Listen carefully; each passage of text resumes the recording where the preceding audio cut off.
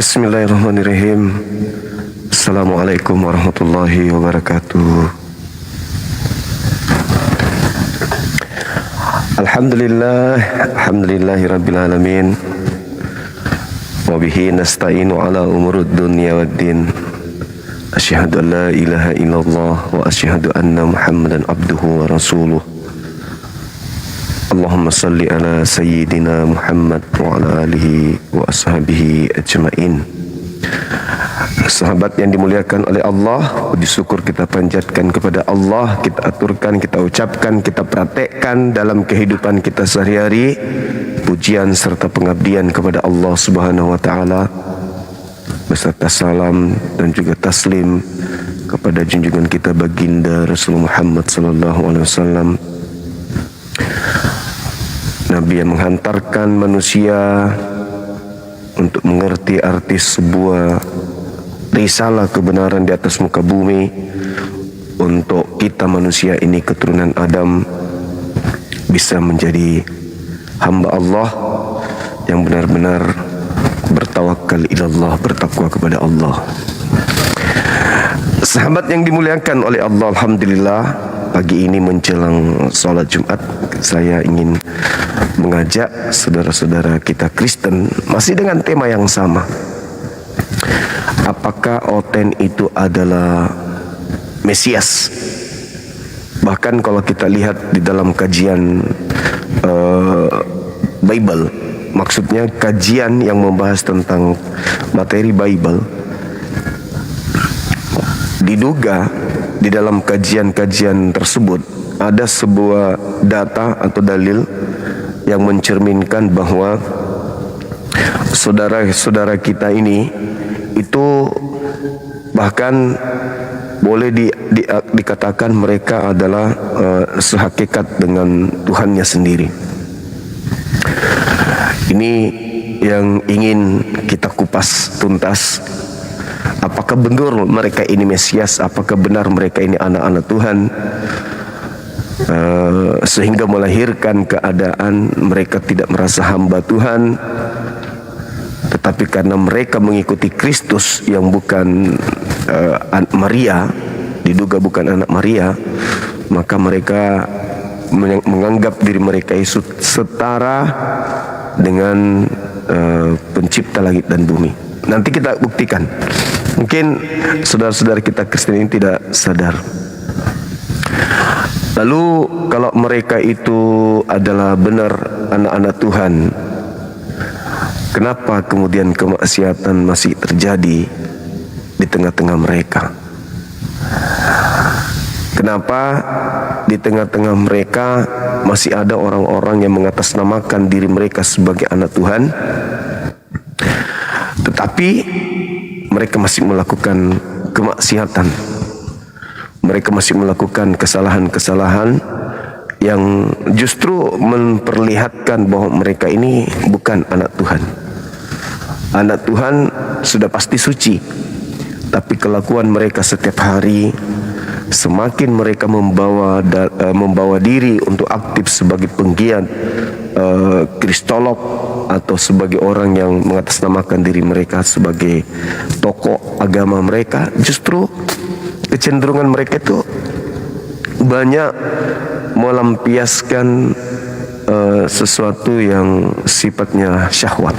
Contoh misalnya, tadi saya ada WA si Lina Tidak Jaya terkait dengan apa yang diberitakan oleh Kodondi dan timnya terkait dengan kesaksian seorang mantan murtadin yang menjadi asisten pribadi Lina Wijaya, anak usia 21 tahun, 22 tahun kayaknya. Dan Lina Wijaya kan sudah lebih dari 50 tahun itu. Ternyata mereka ada hubungan spesialis. Wow. Dan ini insya Allah sebentar malam kita akan bahas tuntas bersama dengan tim Apologet Islam Indonesia. Kita akan buka mungkin komal api resmi untuk membahas kesaksian daripada asisten pribadi Lina Wijaya yang ternyata beliau diduga sebagai seorang yang janda yang memanfaatkan kemudian apa bahasanya ya, memanfaatkan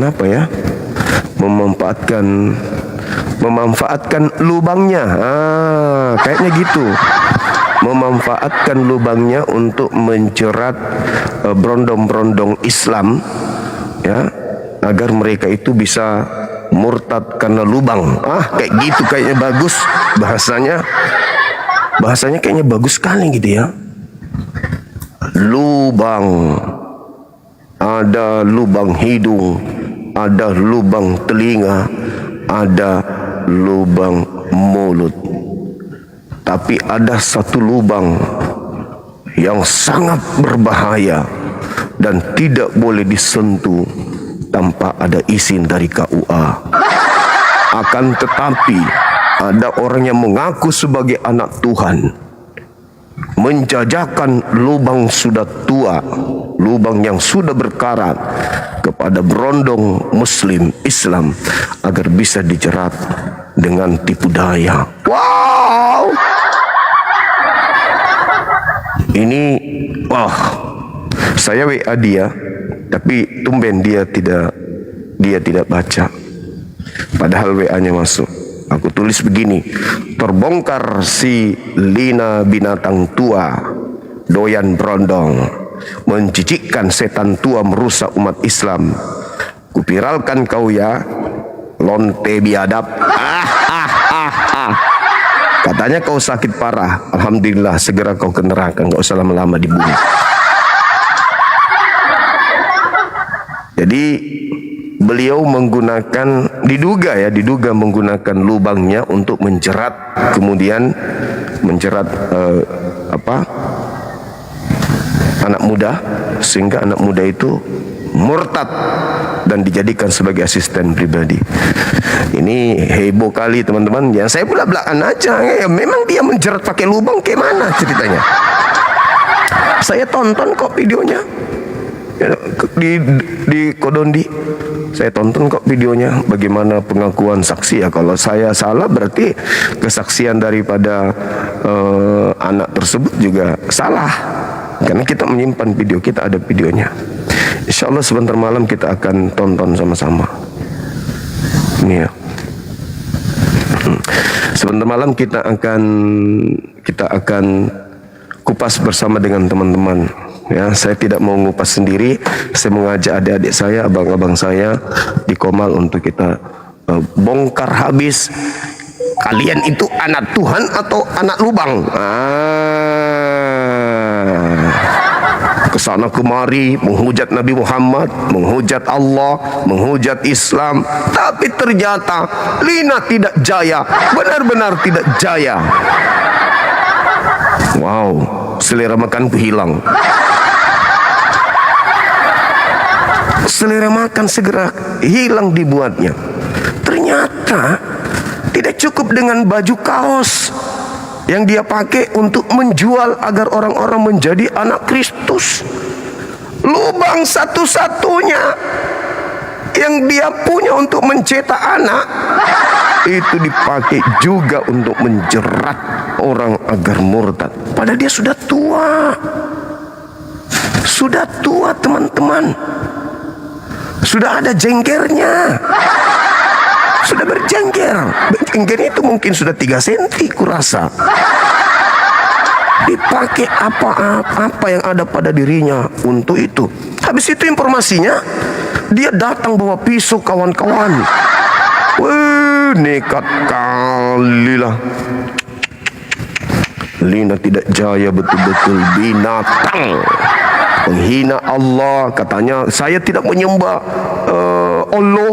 Dia tidak menyembah Allah karena Allah turun ke bumi berbentuk vagina. Oh, ternyata dia punya vagina tua itu dipakai rupanya untuk menjerat anak muda dari Islam. Betul-betul mulutmu kembali ke dirimu, Kau mengatakan Allah, saya meninggalkan Allah, saya murtad. Lina Wijaya yang kata saya murtad. Kau rasa sekarang merasa tanta. Enggak cocok, lubang gitu enggak cocok lagi pakai anak muda punya, cocoknya pakai gagang cangkul. Paling aku anak Tuhan, inilah kelakuan kalian. Anak Tuhan, anak kampret.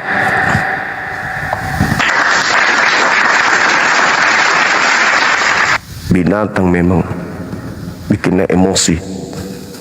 Dia, baru sasarannya itu pintar. Dia cari anak ustadz, pendiri pesantren, dimurtadkan. Memang binatang mereka ini. Gak cocok. Ucok muda ke situ, cocoknya itu gagang cangkul yang dia pakainya. Ini kan gila ini si Lina tidak jaya. Pingin ku jambak mulutnya, matanya itu. Kalau dia lagi live menghina Allah, menghina Islam, kurang ajar kali. Tapi ternyata kelakuannya binatang buas. Gak bisa sabar aku, gak bisa sabar. Orang dia menjerat pakai lubang kayak mana? Umat Islam lagi. Kalau pak mereka sesama mereka kan wajar. Ini anak Islam, anak yang tidak tahu apa-apa. Ini bahayanya teman-teman, bahayanya. Ya, hati-hati dengan lubang mereka. Ternyata lubang mereka bisa dipakai sebagai alat untuk ini, untuk menjerat orang anak berondong supaya murtad. Gila ya, gila betul-betul.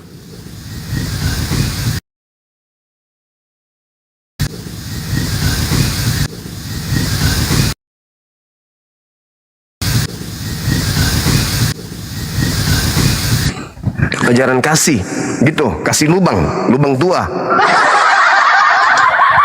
Aku udah puas maki-maki dia di. Halo, selamat pagi. Dari lubang mana bang? Assalamualaikum Gerunda. Mati meja. Waalaikumsalam warahmatullahi wabarakatuh.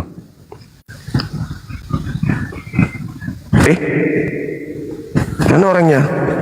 Wah, ada yang kejam di bawah ini. Ada kawan kita barusan jatuh ke lubang, teman-teman. Jatuh ke lubang. Begitu naik, langsung masuk ke lubang hitam. Halo, saudara. Halo, assalamualaikum bang. Waalaikumsalam. Bang Suma. Iya. Wih, banyak lubang di sini, Teman-teman kalau naik hati-hati, pelan-pelan jalan, pelan-pelan. Banyak lubang keramat.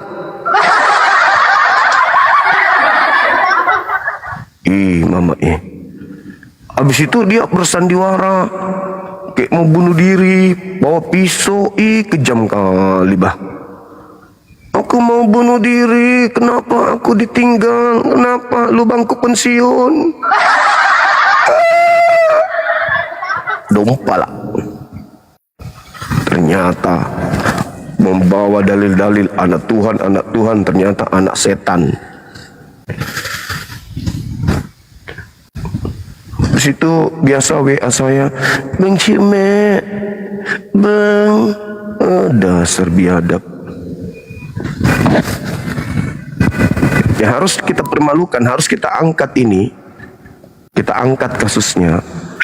Harus hati-hati, saudara anti, ada lubang kah? Lubang manyonya bang semua. Lubang manyonya manras yang kau teh. Ngapa nak kulle tahu? Halo, dari mana ini kok datang bawa lubang manyonya naik ke sini? Janganlah.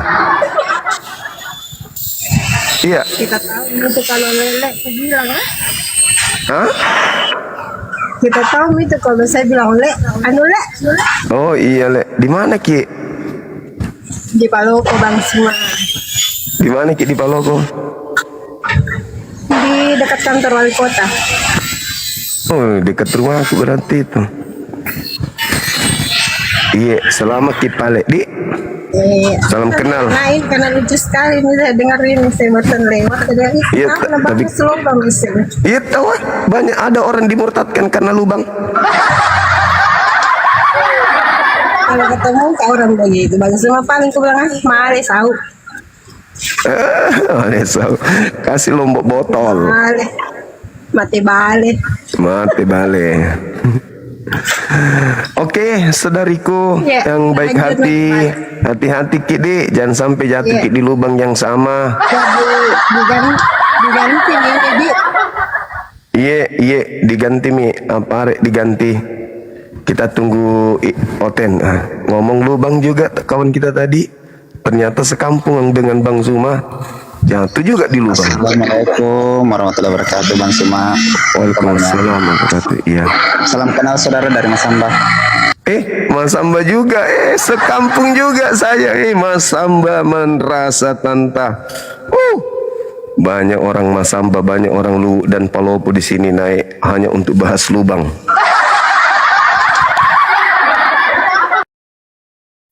Ayo, saudara-saudara non Muslim, naik yuk di atas ini yuk. Gimana dong?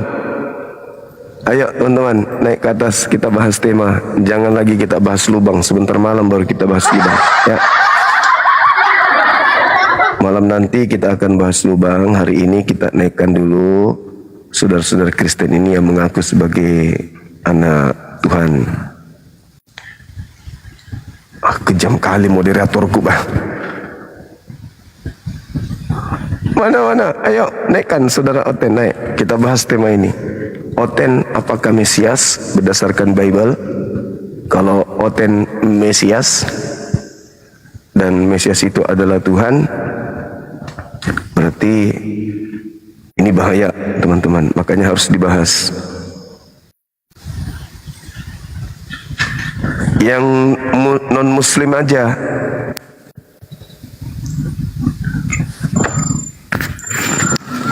Assalamualaikum Bang Suma.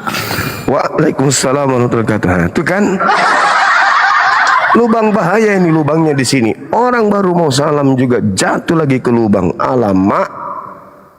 Gimana ini teman-teman? Siapa punya pekerjaan ini simpan lubang di mana-mana, jadinya orang masuk ke lubang.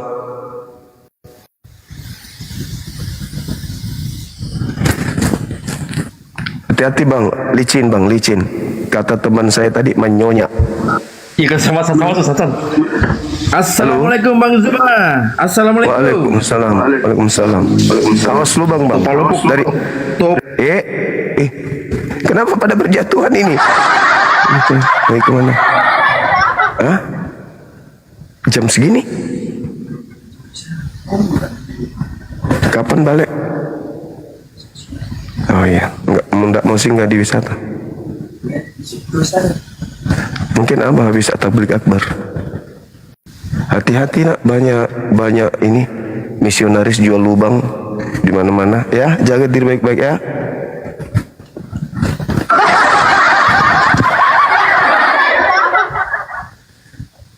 Oke, teman-teman. Yang non Muslim silakan naik.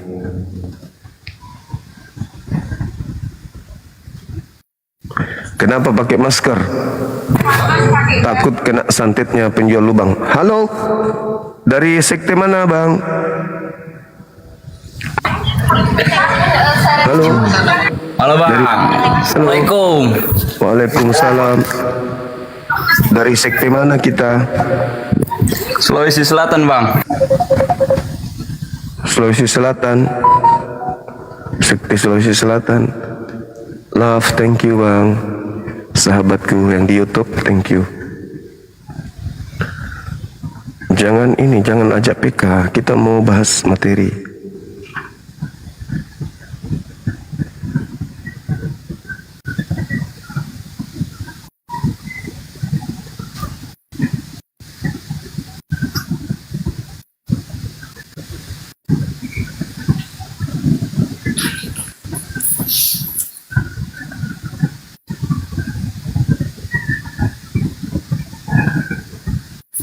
Halo Bang, selamat pagi Bang Juma.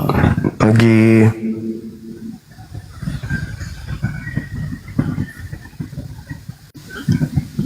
Dari mana? Kenapa diturunin? Ada apa ini?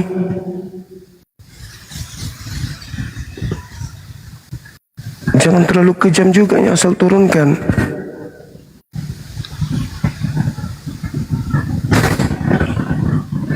Halo?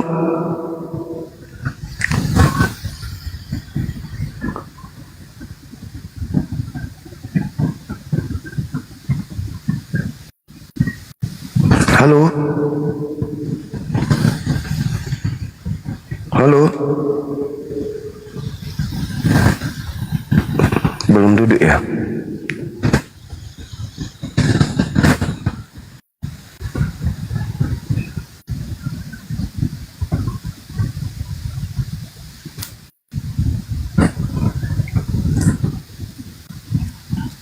Halo? Halo Bang, selamat pagi Bang Juma. Pagi, Saudara Reza. Dari sekte mana, Bang? Dari secara KTP Kristen Protestan Bang. Kristen Protestan. Secara kartu keluarga juga sama. Iya sama bener Bang. Tapi Cuman hidup dalam gimana? hidup dalam keluarga yang cukup multikultural secara budaya ya. Tante saya guru ngaji. Masya Allah. Saya Terus? ya, om saya agamanya Buddha. Udah. Oh berarti Kongcu. Kalau ibu Kristen. Oh gitu. Iya, berarti rame lah dalam keluarga itu. Banyak hari rayanya berarti ya. Iya Bang, betul Bang. Usia berapa sekarang Saudara Reza? 26 tahun Bang. Oh sudah bisa, udah remaja dewasa ya. Sudah bisa menentukan sikap di dalam memilih agama. Nah ini ada hal menarik saudara, terkait dengan agama Islam dan juga agama Kristen. Ini harus kita perbincangkan. Kenapa? Karena dua agama ini kan agama syiar. Maksudnya agama yang diajarkan untuk diajarkan kepada orang lain. Kristen diminta kemudian di dalam Bible, beritakanlah Bible kepada seluruh makhluk. Bahkan kalau kita lihat di dalam Matius itu diperintahkan, pergilah ke seluruh bangsa, pergilah ke seluruh dunia, jadikanlah seluruh bangsa menjadi pengikutku. Itu di Matius 28. Artinya kami umat Islam ini harus siap kemudian menerima ajakan dari saudara-saudara Kristen untuk murtad. Tetapi sebelum itu terjadi, kami harus tahu betul apakah Kristen ini adalah jalan kebenaran atau tidak, kan gitu ya. Begitu juga Islam. Islam itu di dalam Al-Quran diminta untuk disampaikan, uda'u ila sabili rabbika bil hikmah. Jadi sampaikanlah Islam itu kepada seluruh manusia. Disampaikan aja, bukan dijadikan menjadi Islam, tapi cukup disampaikan. Setelah tersampaikan, biarkan orang itu memilih antara mana yang benar dan mana yang salah. Jadi tidak ada perintah jadikanlah seluruh bangsa menjadi Islam, gak ada. Berbeda dengan di Kristen. Makanya Islam itu lurus aja dalam menyampaikan, itu lurus, tidak perlu berpura-pura merubah terjemahan Al-Quran seperti Bible bunyinya, enggak. Memanggil Tuhannya umat Islam dengan Tuhannya orang Kristen, enggak. Islam hanya disampaikan, sampaikan. Wa qulil haqqu mir rabbikum, kebenaran itu sudah saya torehkan dalam Al-Quran. Siapa yang mau beriman silakan, yang tidak mau beriman juga silakan. Jadi tidak ada perintah jadikanlah. Nah, ketika Islam menyuruh itu, saudara mendengarkan, tinggal Anda terima atau tidak. Kalau Anda terima berarti Anda Muslim, berserah diri kepada aturan pencipta langit dan bumi. Tapi kalau Anda tolak berarti Anda kufur, kafir. Apa itu? Menutup diri dari ajaran Nabi Muhammad. Nah, sedangkan kalau Kristen yang datang membawa pengabaran, jadikanlah seluruh manusia menjadi pengikutku, Maka kami mengatakan tunggu dulu, buktikan dulu sisi kebenarannya. Nah, sedangkan di dalam Kristen ini dikatakan di dalam Galatia 5 nomor 1, Kristus telah memerdekakan Kristen dari kuk penghambaan. Artinya ada sosok yang digelari Kristus yang mengajarkan orang Kristen untuk tidak lagi menghambakan diri kepada pencipta langit dan bumi. Makanya di dalam surat beliau Paulus ini di Galatia 4 nomor 7, kalian bukan lagi hamba, tapi kalian adalah anak. Artinya anak Tuhan ya Tuhan, anak sapi ya sapi, anak kambing ya kambing, anak kucing ya kucing, anak manusia ya manusia, anak Tuhan ya Tuhan. Ngeri Bang, itu bang. boleh bertanya bang, motong pembicaraan. Iya boleh, silakan. Ini temanya apa bang, yang abang bahas? Kristen itu adalah Mesias. Kristen itu adalah Mesias. Iya. Berdasarkan ya silakan. Ini secara teos apa seluruh yang percaya? Seluruh yang percaya, seluruh orang Kristen, mereka Dasarnya semua dari mana? 1 Yohanes 2 nomor 20. Bahkan kalau Anda melihat nih di dalam Wahyu 3 nomor 21, Anda akan duduk setara dengan pencipta langit dan bumi.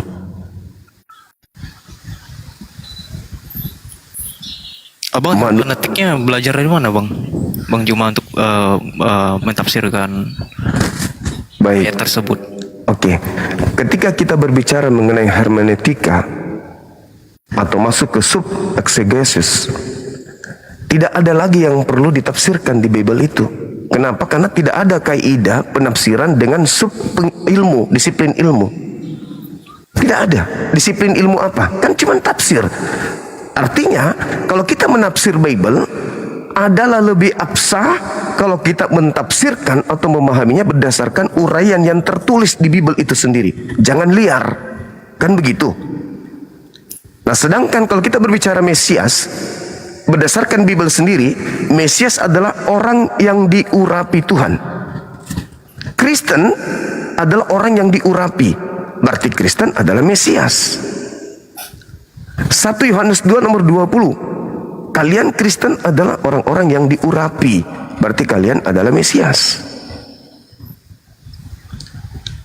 Lebih jauh lagi yang membuat saya ngeri di Kristen itu bang, di Wahyu 3 nomor 21. Kristen akan duduk di atas tahta nanti di surga, di mana tahta itu duduk bersama dengan Bapa. Untuk bahkan dikatakan untuk menghakimi. Artinya kenapa Kristen tidak menjadi hamba Tuhan? Karena Kristen. Sebentar, Bang. Iya silakan. Ada yang menarik dari statement Bang Zuma mengatakan bahwasanya Kristen adalah Mesias.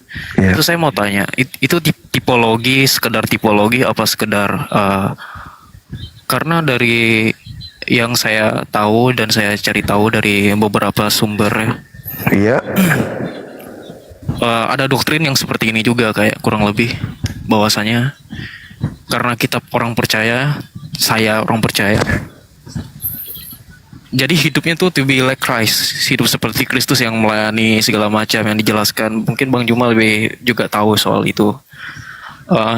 Makanya saya tanya, apakah ini secara tipologi ya, atau sekedar benar-benar mutlak dari bahasa aslinya juga dari Yunani tersebut? Karena setahu saya untuk menafsirkan itu juga harus melihat perikop dan konteks, Bang.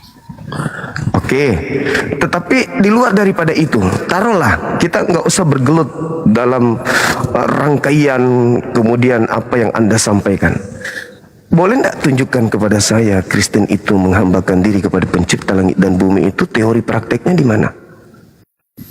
Apa yang bisa kami lihat?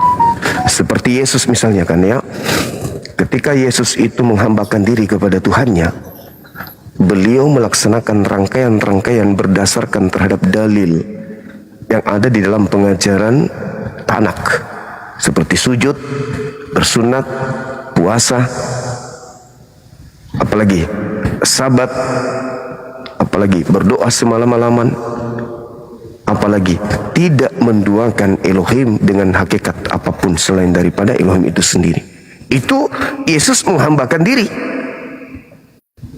Dan itu diurai kemudian di dalam Bible, Yohanes 4 nomor 22. Aku dan muridku menyembah apa yang aku kenal. Berarti dalam prinsipnya Yesus hamba Tuhan, dan karakteristik daripada penghambaan kepada Tuhan Yesus praktekkan. Kristen, no, Kristen tidak praktekkan apa yang Yesus praktekkan. Artinya Kristen ini benar-benar merasa diri mereka orang merdeka, orang yang tidak lagi menjadi hamba Tuhan, tetapi dia adalah anak Tuhan. Sebagai anak Tuhan, Kristen jauh lebih hebat. Dia mengatakan mereka adalah pewaris daripada Tuhan. Ya, setahu saya nih, ada dua kelompok makhluk di atas muka bumi ini yang tidak menghambakan diri kepada Tuhan, tidak mau dianggap hamba: iblis dan Kristen. Oh enggak, salah Bang Suma. Kami hari Minggu beribadah. Oh, siapa yang merintahkan Anda melakukan prosesi seperti itu? Dasarnya di mana? Siapa yang mengajarkan kalian menghambakan diri kepada Kristus? Dasarnya di mana? Siapa yang mengajarkan kalian ke gereja, makan babi, tidak bersunat, ibadah Minggu, Natalan? Yang ngajarin siapa? Gak ada. Kenapa bisa demikian? Karena Kristen tidak lagi tunduk kepada aturan Tuhan. Kristen tunduk kepada aturan mereka sendiri. Ya, dalam teologi Kristen bahwasanya pengelompokan dalam kitab ya Taurat untuk Bani Israel. Jadi kalau dibawa untuk ke umat perjanjian baru atau kita yang disebut Israel secara rohani ya Bang ya, hukumnya beda lagi Bang. Tidak pada menggunakan Taurat, tapi sudah tergenapi oleh Yesus. Nah itu dia. Ada di bumi. Nah itu dia.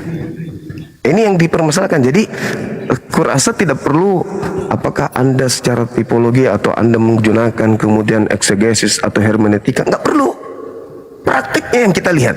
Anda sendiri mengatakan kami tidak hidup lagi. Nah, artinya Anda menanggalkan kemudian teori prosesi penghambaan kepada pencipta yang diajarkan oleh Yesus. Sementara Yesus mengatakan apa? Dalam Yohanes 10 nomor 27. Aku mengenal pengikutku. Oh ya? Emang kenapa pengikutmu? Mereka mendengarkan suaraku lalu mengikuti aku. Berarti bukan cuma teori dong. Kami anak-anak Tuhan, kami adalah hidup secara Kristus, kami harus sama seperti Kristus hidup, penuh kasih. Tapi praktiknya kan tidak sama. Di dalam Yohanes 14:12, barang siapa yang mengasihi aku, dia akan melakukan pekerjaan yang juga aku lakukan. Nah Kristen gimana dong? Enggak. Justru kalau Yesus hadir di tengah-tengah kita hari ini, Saudara Reza, yang kita lihat pada diri Yesus itu dia adalah seorang Muslim yang taat, bukan seorang Kristen. Karena Yesus itu hamba Tuhan, sedangkan Kristen bukan hamba Tuhan. Coba, prosesi apa di dalam kekristenan ini yang mencerminkan bahwa Kristen tunduk berserah diri kepada Tuhan? Ada nggak? Nggak ada. Nggak ada. Coba Anda pilih-pilih apa ibadah Parameter Bang Zuma bilang gitu dari mana Bang? Maksudnya praktek di lapangan yang seperti apa? Yang Abang maksud apakah seperti ketika Yesus hidup pada zaman itu dengan budaya yang terikat dan dia lahir dari keluarga Yahudi, otomatis dia harus mengikuti adat istiadat budaya pada saat itu. Betul, harus, wajib. Tetap Katanya juga pengikut. Katanya pengikut. Pada saat itu juga saya lupa ayatnya di mana ya. Dia sempat juga ditanya gitu kan. Memang kalau secara ditanya dalil atau ayatnya, apakah diwajibkan dan tidak untuk mengikuti hukum Taurat, memang tidak diwajibkan juga untuk tidak diikutin, tapi juga tidak diwajibkan juga untuk mengikuti. Yang penting dari esensinya adalah apakah itu berguna bagimu, apakah itu baik bagimu, bukan apa yang haram, apa yang kamu makan, bukan apa yang kamu ini. melainkan itu mungkin kutipan dari Paulus, mungkin Bang Juma nggak percaya Iya. dengan bahwasannya Paulus Betul. Itu Paulus Iya. punya merek. Betul. Jadi sunat tuh nggak hanya sekedar fisik lagi, tapi sunat hati gitu kan. Oke. Kalau hanya gimana? Kalau parameter Bang Juma bilang harus mengikuti seperti apa yang Yesus menggenapi hukum Taurat, harusnya jangan setengah-setengah juga. Tidak hanya bicara sunat, tidak hanya bicara soal persepuluhan dan sebagainya. Karena juga di dalam Islam juga kan nggak ada perintah sunat juga kan di Quran. Kata siapa? Coba Bang tunjukkan satu dalil di Quran ada perintah. An-Nahl ayat 123. Perintahnya sangat jelas itu. Dan ikutilah ajaran millah. Anda paham millah, Brit millah? Brit millah dalam tradisi Yudaisme itu apa? Brit itu perjanjian, millah itu sunat. Brit millah artinya perjanjian sunat. Al-Quran surah An-Nahl ayat 123. Itu jelas perintahnya kok. Cuman saudara-saudara Kristen mencari kata sunat di dalamnya. Lah sunat itu kan bahasa kita. Sama seperti Ismail, Yishmail, Ishak, Zakaria masuk ke dalam Al-Quran, Zakaria. Musa masuk ke dalam Al-Quran, Musa. Abraham, Ibrahim masuk ke dalam Al-Quran. Millah masuk ke dalam Al-Quran. Brit millah, coba Anda cari nanti di tradisi pengajaran kajian-kajian literasi Yahudi. Brit millah itu perjanjian sunat kulub. Al-Quran mengatakan ikutilah ajaran millah Abraham, sunatnya Abraham. Itu perintah bang. Tapi kami tidak mengikuti kemudian sunatnya orang Yahudi. Yang kami ikuti adalah kakeknya Nabi Muhammad, Nabi Abraham alaihissalam. Itu perintah. Nah, terus yang perlu saudara pahami di sini adalah adanya pesan Yesus yang sangat kuat untuk waspada kepada Kristen. Itu. Ini yang sangat kuat. Dan ini kalau Anda menggunakan akal di dalam mengkaji pesan-pesan Yesus dalam Bible, saya rasa Anda malu menjadi seorang Kristen. Kenapa, Bung? Nih saya sampaikan pada Anda, nanti Anda tanggapi. Di dalam pesan Yesus ketika beliau berbicara secara pribadi kepada murid-muridnya, Matius 24. Murid-muridnya datang ke Bukit Zaitun. Ditanya nih sama gurunya, sama muridnya, "Guru, apa tanda-tanda kedatanganmu?" Ini tanda-tanda kedatangan Yesus maksudnya setelah dia terangkat ke langit. Apa kata Yesus? "Tanda kedatanganku seperti kilat yang menyambar dari timur sampai ke barat. Langit kuasa-kuasanya berguncang, matahari menjadi gelap, bulan tak bercahaya, bintang-bintang berjatuhan, kuasa langit kemudian berguncang. Akan nampak aku tanda sebagai tanda anak manusia di tengah langit." Matius 24 nomor 27. Matius berapa bang?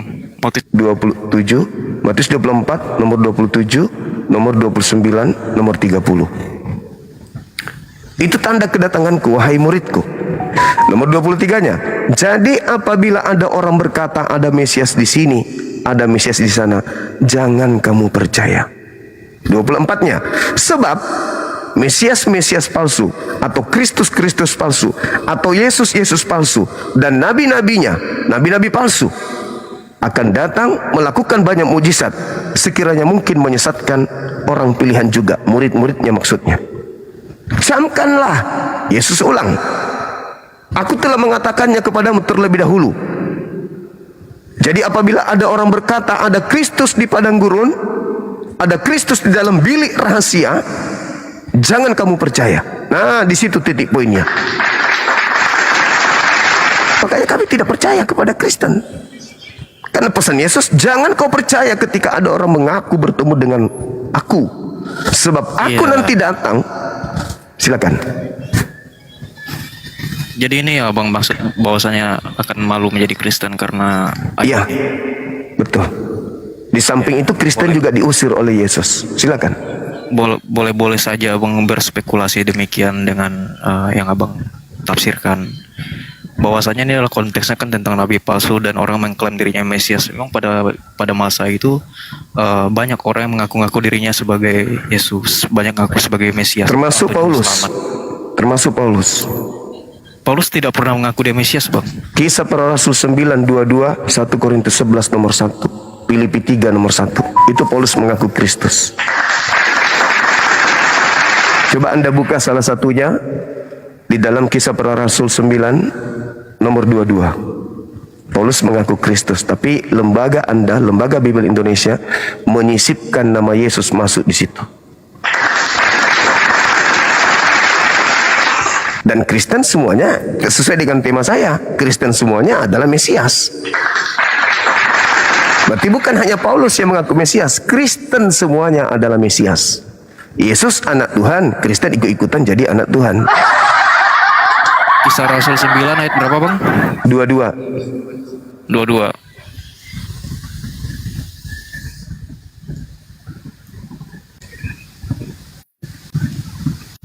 Nah, di situ dia mengatakan bahwasanya dia adalah Mesias. Yang dia maksud adalah Yesus di situ. Tidak ada nama Yesus di situ. Itu sisipan Lembaga Bible Indonesia. Anda cari original teksnya, atau Anda cari supaya Anda bisa melihat di dalam Alkitab Sabda paralel tahun tahun Bahasa 1984. Yunani-nya sih. Tidak ada kemudian kata Yesus di situ. Berarti yang dimaksud Kristus adalah Paulus. Bible Indonesia menyisipkan kemudian nama Yesus di sana. Kalau di dalam 1 Korintus 11 nomor 1, jadilah teladanku sebagaimana saya juga adalah Kristus. Di dalam yang saya katakan tadi, Kristen itu semua adalah Kristus. Di dalam 1 Yohanes 2 nomor 20, di situ bukan Kristus yang disebutkan, Krisma. Kenapa mengatakan Krisma? Karena jamak. Semua Kristen itu adalah Kristus. Kalau Anda mengatakan, apa dasar Anda mengatakan ya? Buktinya Kristen anak-anak Tuhan. Yesus juga adalah anak-anak Tuhan. Dan Yesus dan Kristen ini ya adalah juru selamat manusia. Kalau Kristen datang mengajarkan ajaran Kristen, siapa yang menerima selamat? Berarti Kristen juru selamat. Konsep keselamatan di Kristen tidak sesederhana itu, Bang. Saya tahu. Saya ngerti. Jadi kalau Abang mengklaim kalau masuk Kristen udah pasti mudah selamat dan sebagainya, saya kurang setuju. Tapi Paulus mengatakan itu. Roma 10 nomor 9. Barang siapa yang berkata dengan mulutnya bahwa Yesus Kristus itu adalah Tuhan, maka dia akan diselamatkan. Kan sederhana. Nah, kalau tidak seperti itu, Bung, syarat yang kedua apa untuk selamat di Kristen? Setelah mengatakan Yesus itu Tuhan, syarat kedua apa? Yang Anda katakan berat. Yang paling berat itu bukan berbicara, berkhotbah dan berteori atau sekedar mengucapkan ayat-ayat kita, Bang, tapi melainkan menghidupi kehendak dia, apa yang dia inginkan, apa yang dia mau selama sudah dia praktikkan, dia contohkan. Dia siapa Ya, yang Anda maksud? Yesus sebagai role model. Yesus. Oke. Sekarang tolong tunjukkan di mana Yesus menginginkan Bani Israel untuk menjadi Kristen. Kalau Yesus datang, dia tidak kan pada saat itu ya, kenapa orang-orang Yahudi menolak Yesus sebagai juru selamat? Karena dalam gambaran mereka pada saat itu, juru selamat itu seperti Daud, seperti Yakub yang gagah dan membawa perang secara fisik, Bang, bukan secara rohani. Oleh karena itu banyak yang kecewa karena dia datang tidak seperti yang mereka ekspektasikan pada saat itu. Nah, Yesus ditolak oleh Bani Israel, mayoritasnya dari Yahudi dan sebagainya macam, karena ekspektasi mereka yang terlalu tinggi.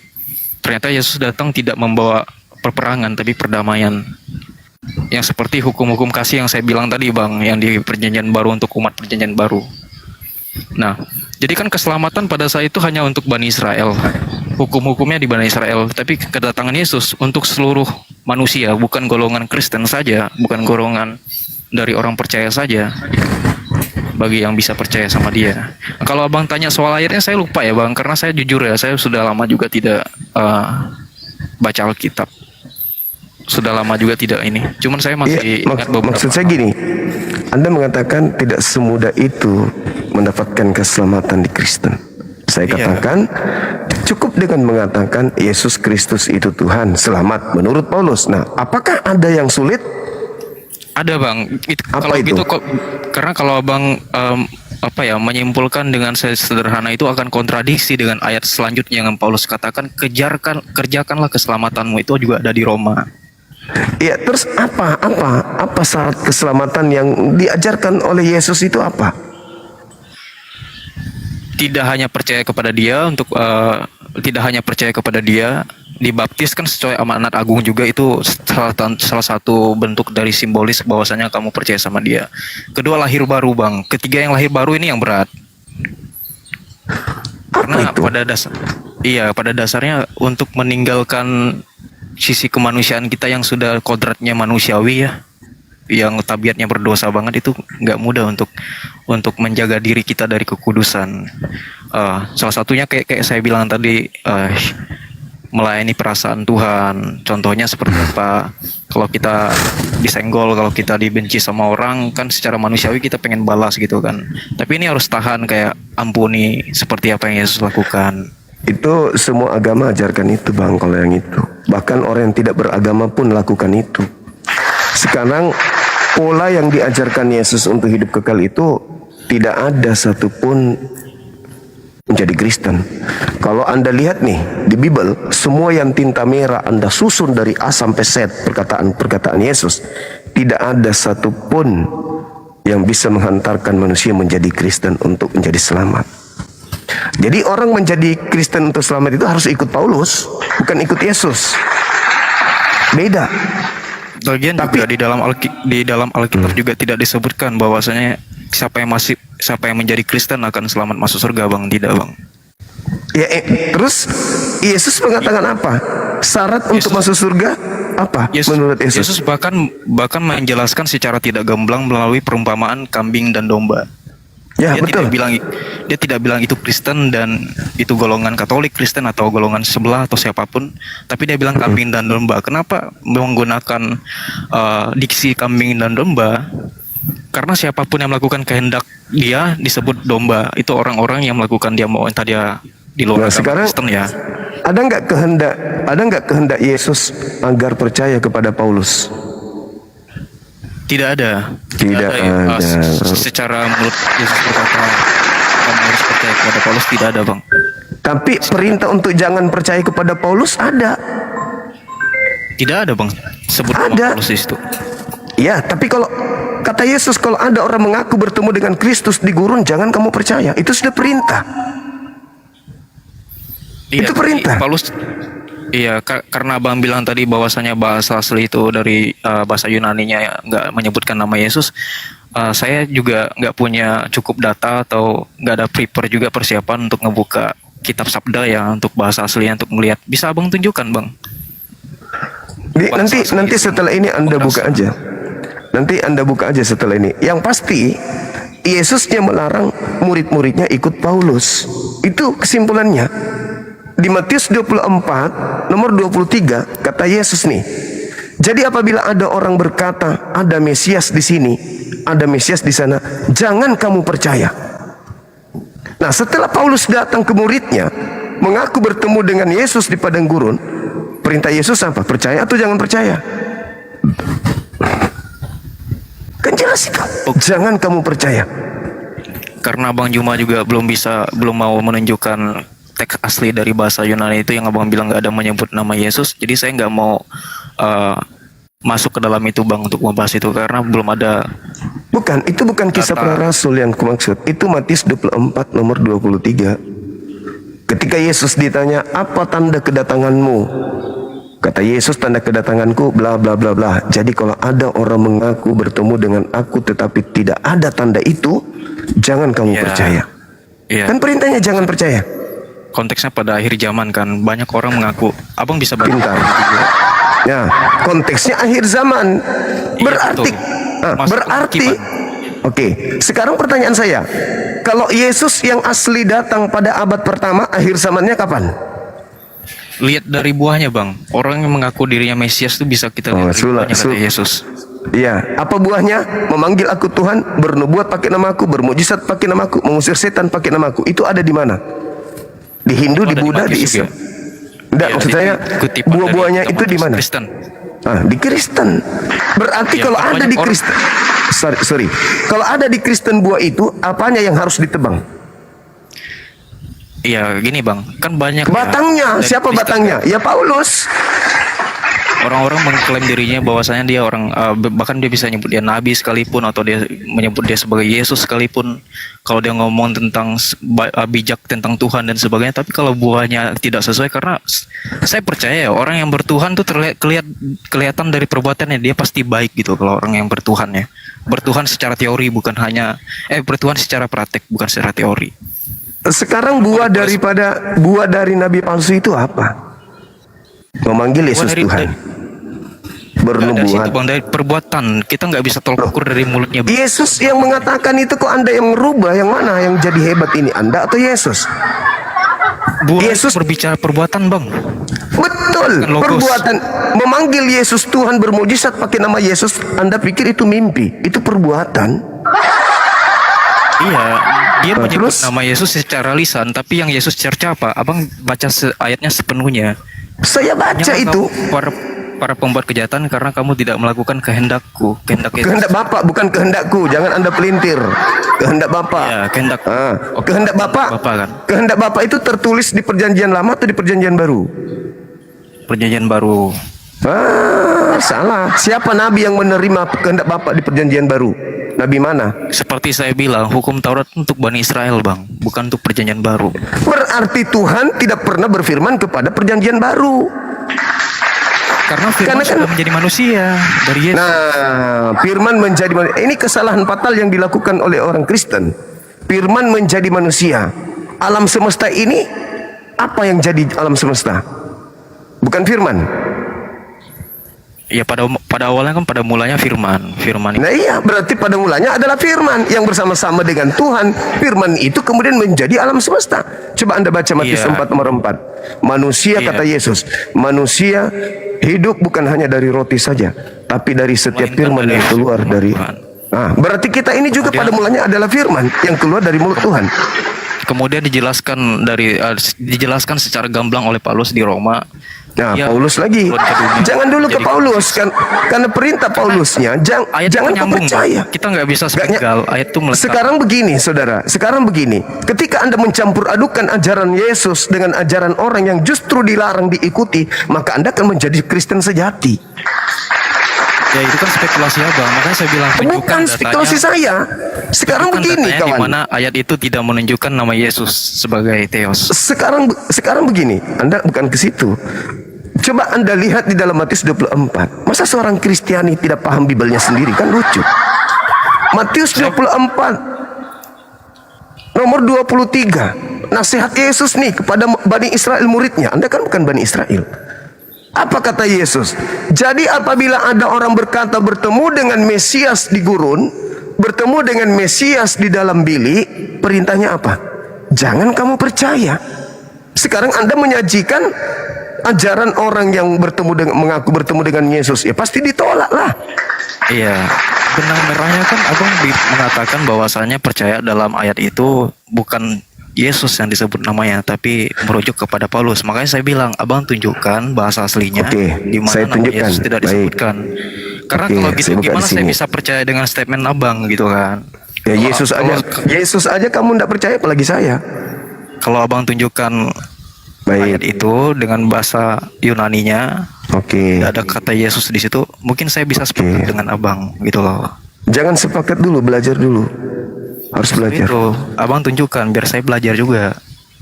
Oke. Ini Kisah Para Rasul 22 ya. Di sini ada kata Mesias. Tunggu saya besarkan dulu ya, Dek. Tunggu ya.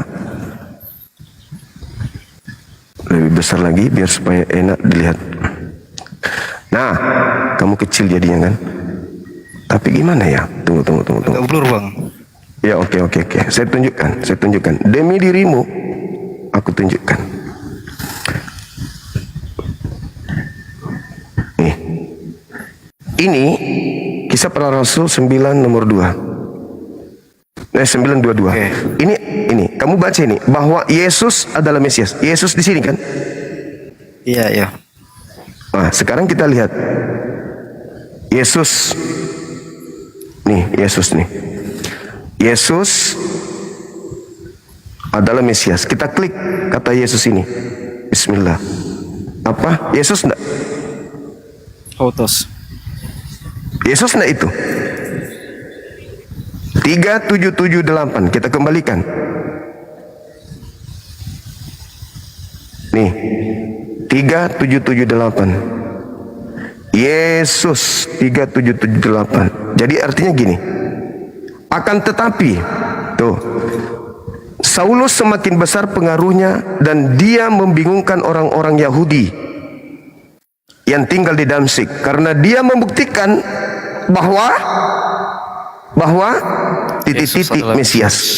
Nah, ini tambahan. Dia membuktikan kalau dirinya adalah Mesias. Itu yang betul. Karena dia membuktikan yang membingungkan di sana adalah Paulus. Yang melakukan mukjizat di sana adalah Paulus. Sehingga dia membuktikan kalau dirinya adalah Mesias. Yesus ini tambahan. Tuh, ini 3778 kita klik, strike, muncul Autos 378. Apa artinya? Inilah, ini atau inilah, inilah atau inilah. Nah, coba kita buktikan. Karena ia membuktikan bahwa inilah Mesias. Inilah siapa? Dirinya. Begitu, saudara. Makanya Yesusnya mengatakan, waspadalah kepada Mesias palsu. Dia akan menyesatkan banyak orang. Banyak orang itu mana yang disesatkan? Ya Kristen, Anda. Tunggu.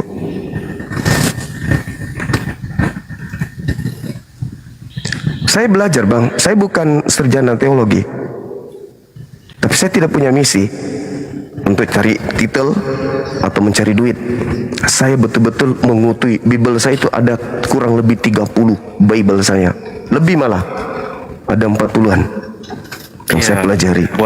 Buat yang komen, bukan saya menolak kebenaran. Tidak, saya justru harus kritis untuk bertanya.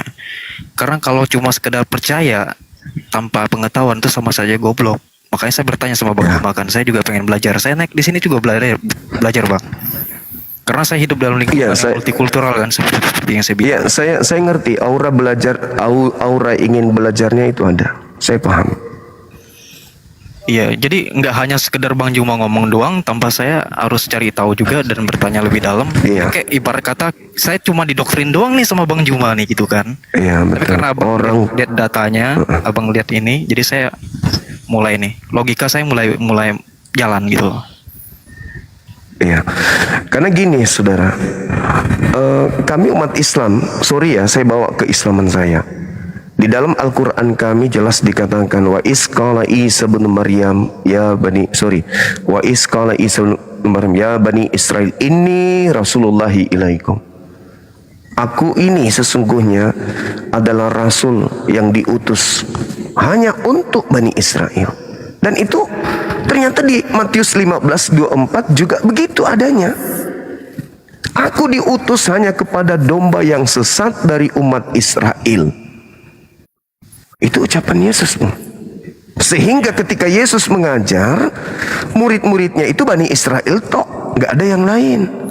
Sehingga murid gimana? Maaf motong ya, kan saya sedang menjalani hubungan sama yang beda agama, dia dari Islam gitu kan. Jadi saya juga perjalanan untuk mencari tahu, bukan sekedar karena saya mau masuk Islam, karena dia gitu kan. Pada dasarnya pada awal saya SMA juga saya udah kritis tentang kristologi dalam Yesus itu sendiri. Ada banyak hal yang bikin saya kurang rampung dalam pikiran saya. Tapi saya tidak punya cukup fasilitas untuk menemukan itu, belajar itu. Dari tante saya, dia kan guru ngaji ya, cuman penjelasannya kurang memuaskan gitu kan. Hingga pada akhirnya seiring waktu saya selalu pacarannya sama yang beda keyakinan Bang gitu kan. Memang rencana kami tuh mau ke hubungannya serius, cuman kan orang tuanya udah kasih peringatan juga, kalau kamu serius segala macam mau login kamu harus belajar Islam dulu gitu loh, segala macam.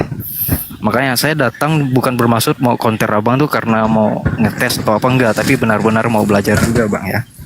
Kayak gitu. Iya. Oke. Ya, jadi kalau di Islam itu ya, legowo menerima Yesus itu. Kami punya Yesus di Islam, Isa Al-Masih itu manusia suci. Manusia suci terkemuka di dunia, di akhirat, tidak dihinakan. Dan satu kemenangan bagi kami umat Islam, ketika Nabi Isa itu dimanapun berada dia selalu dimuliakan.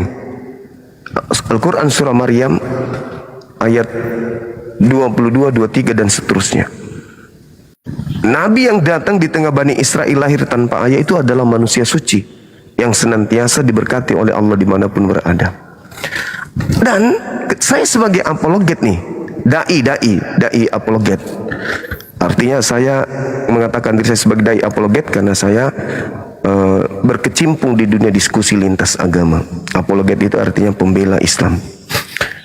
Nah, saya kaji Bible. Rupa-rupanya Yesus itu berpesan dalam Yohanes 16 nomor 13-14, apabila roh kebenaran itu datang, maka dia akan memuliakan aku.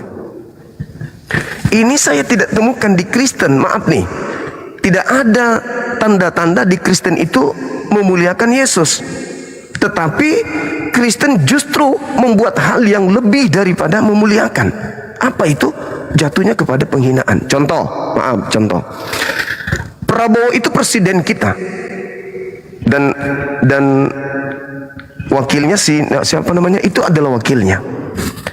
Kota Makassar ini bagian daripada Indonesia. Ketika wakilnya turun dari bandara, lalu kemudian ada spanduk yang bertuliskan selamat datang Presiden 01 Indonesia. Padahal acaranya ini hanya untuk wakil. Siapa namanya? Wakil presiden kita? Gibran. Gibran. Gibran ini wakil, tapi diseru dengan spanduk. Orang teriak-teriak yel-yel. Presiden, presiden.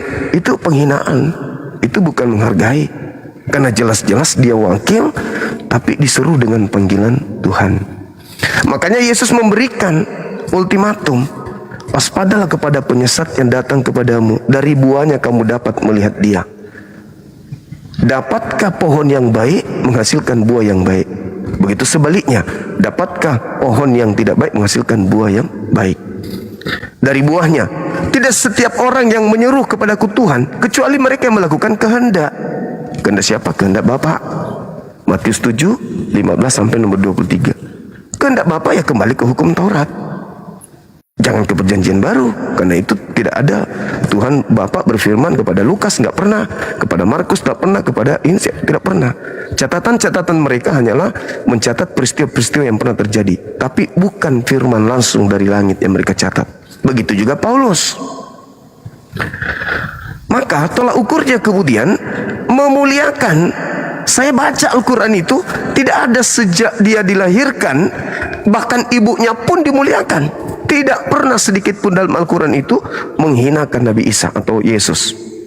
Sedangkan di Bible saudara, lahirnya sudah di kandang binatang. Apakah itu memuliakan? Kemudian dia mati secara terkutuk. Sebelum mati diludahin, ditampar, diseret, ditonjok, ditelanjangin, digantung, ditombak, dibunuh. Tidak selesai sampai situ penghinaannya. Dikatakan apa? Terkutuk. Sedangkan Bung, kalau kita belajar nih, salib itu baik di Islam Al-Quran surah Al-Ma'idah ayat 33 ataupun di dalam Ulangan 21 nomor 22 23, salib itu hanya diberikan kepada orang yang dikutuk oleh Allah, dikutuk oleh Elohim. Berarti Kristen mendudukkan Yesus sebagai oknum yang dikutuk oleh Elohim. Apa iya? Nah, diperparah lagi dengan surat Paulus Galatia 3 nomor 13. Kristus telah menebus Kristen dari kutuk hukum Taurat dengan jalan menjadi kutuk karena Kristen, sebab ada tertulis, terkutuklah dia Yesus yang mati di atas tiang salib. Itu penghinaan atau memuliakan? Itu penghinaan. Karena Tuhan mengatakan, inilah anakku yang kukasihi, kepadanya aku berkenan. Bukan dikutuk, tapi dikasihi. Akulah jalan, akulah kebenaran, akulah hidup. Ya jangan dikutuk dong. Harus dimuliakan. Nah, kemuliaan itu ternyata hanya ada di Islam. Kenapa kami ada di sini? Karena kami ingin menghalau orang-orang yang mengatakan Yesus anak Maria itu adalah oknum yang mati terkutuk di atas tiang salib. Kami ingin mengajarkan memuliakan beliau. Terkemuka di dunia, terkemuka di akhirat. Itu bang. Dan kami umat Islam, kelebihannya dari Kristen itu apa? Ketika sebenarnya Yesus itu Tuhan. Misalnya nih, Yesus benar-benar Tuhan. Ketika Yesus datang dalam Yohanes 8:42, apa kata Yesus? Yohanes 12 nomor 48. Barang siapa yang menolak aku, tidak menerima firmanku, dia sudah ada hakimnya, yaitu firman yang pernah aku katakan kepada mereka. Firman itulah, perkataan itulah kelak yang akan menjadi hakimnya di akhir zaman. Nah, jadi polanya adalah ucapan-ucapan Yesus yang akan menjadi hakim. Islam, Anda dan saya dihakimi oleh Yesus. Misalnya nih, Yesus benar-benar adalah Tuhan. Kami dihadapkan dengan Yesus. Bang Suma, kenapa Anda tidak menuhankan saya? Yang membela saya di sana siapa? Bapak Tuhannya Yesus.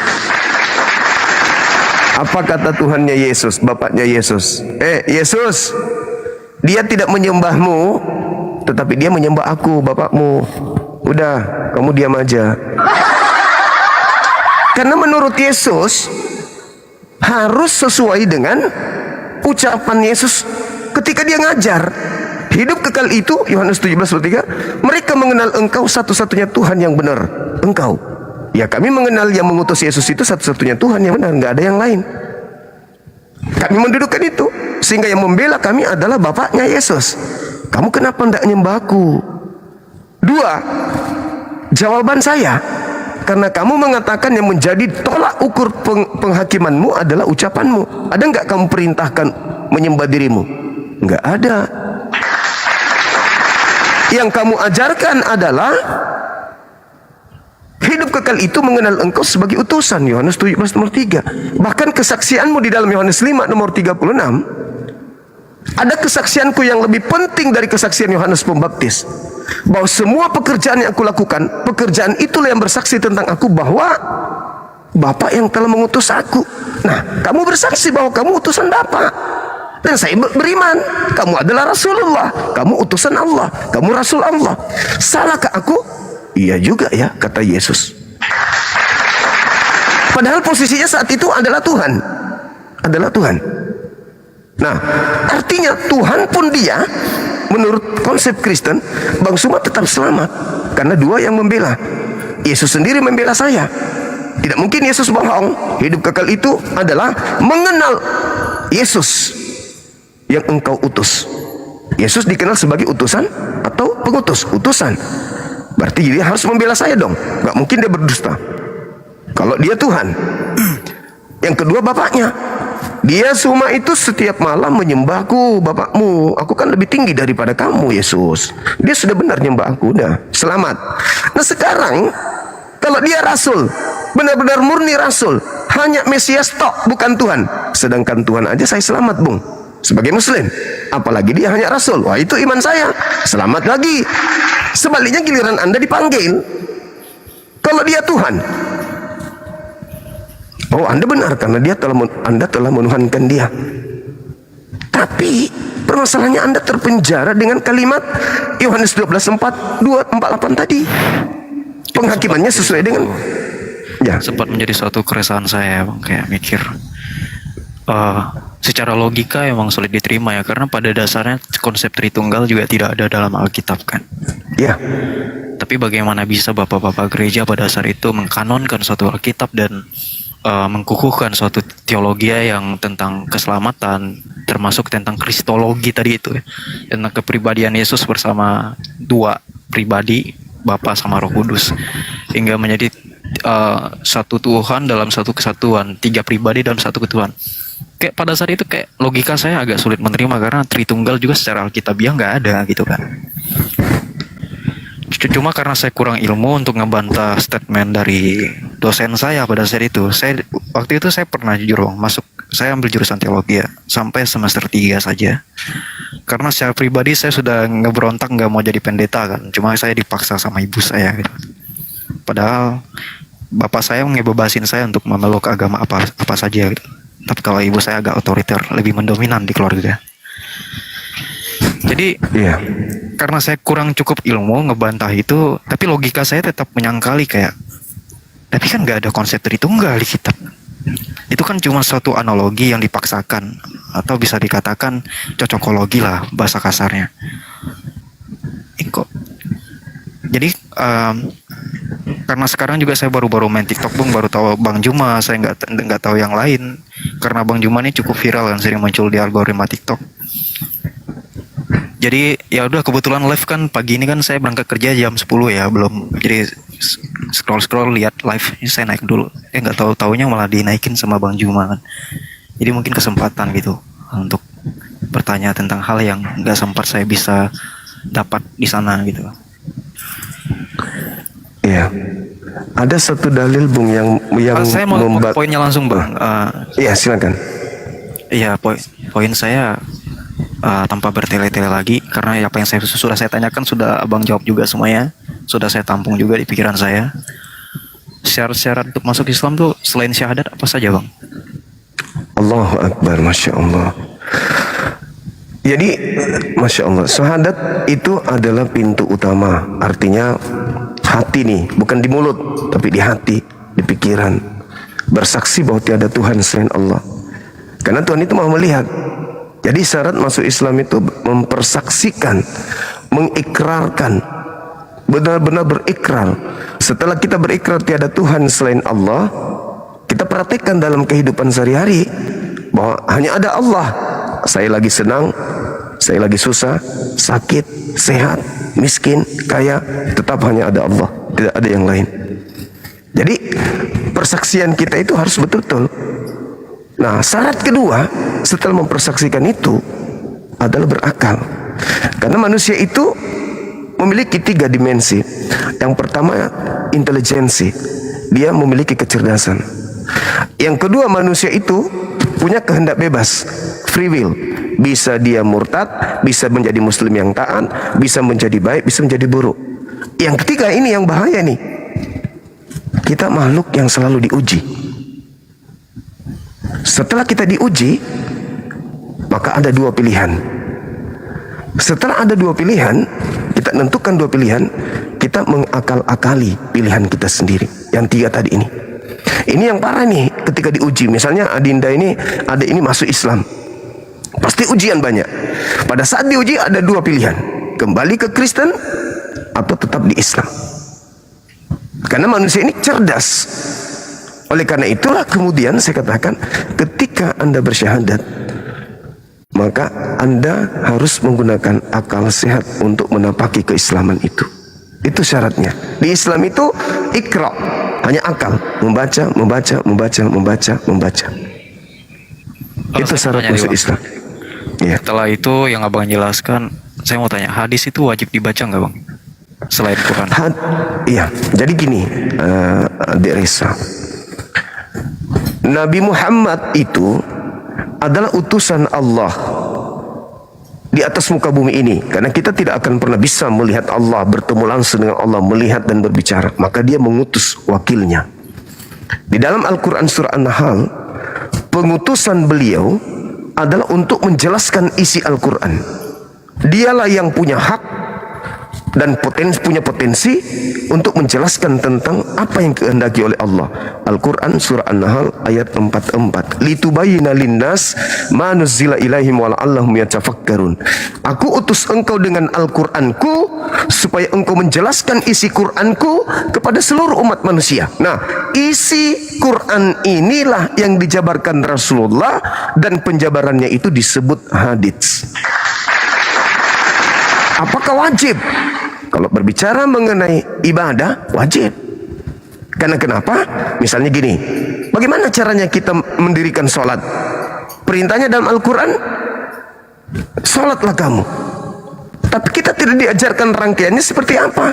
Maka Rasulullah sebagai wakil yang mendapatkan ilham, beliau yang menjabarkan, ini tata cara sholat.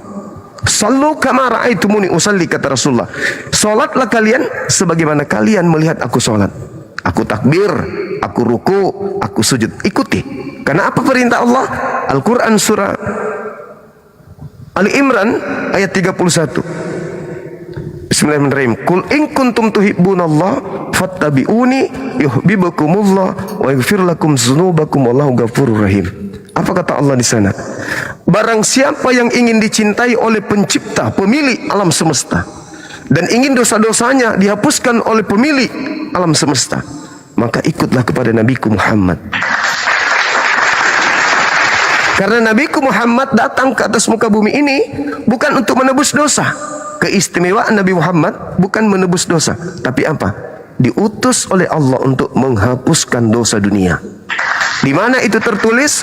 Al-Quran surah Al-Jum'ah ayat 2. Wa yuzakkihim, aku mengutus engkau wahai Nabi Muhammad untuk menghapuskan dosa-dosa dari jiwa-jiwa yang ada.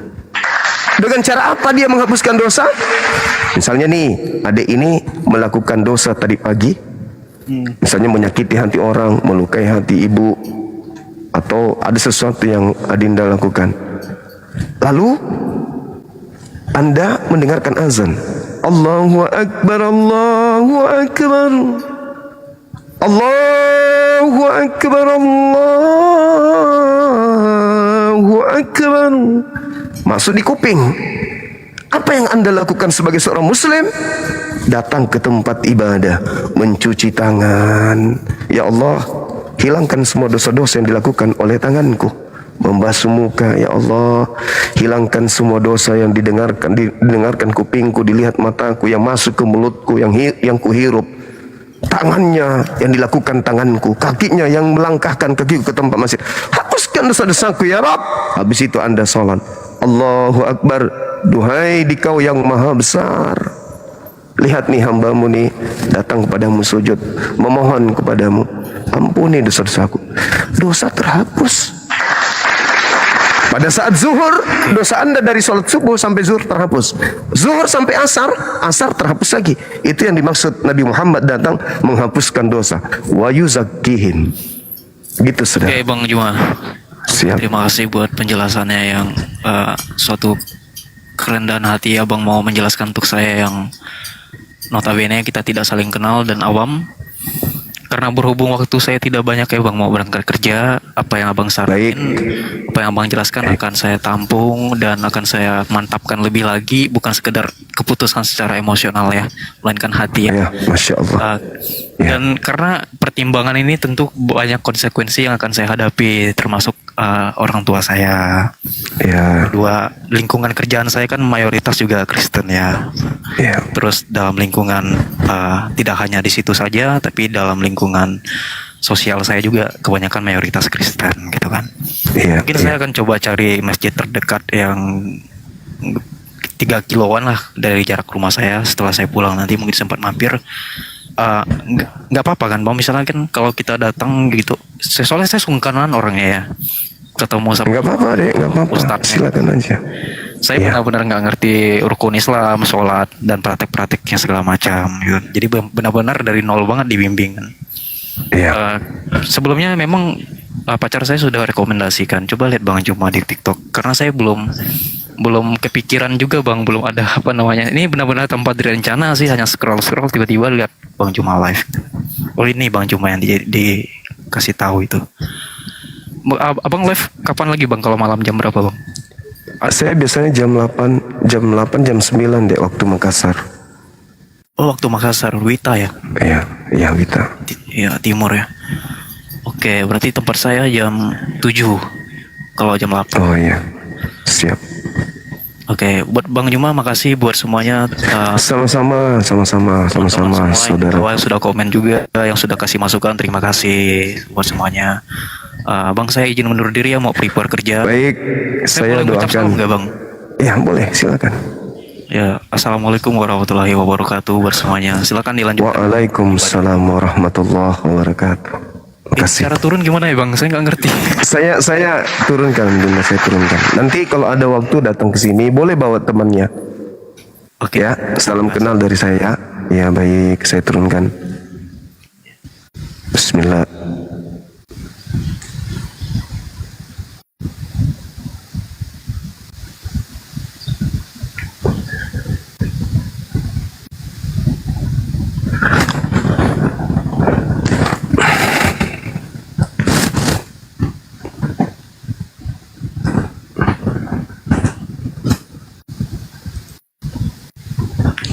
Halo, Bang Ben, Bang Ben, belum masuk ya?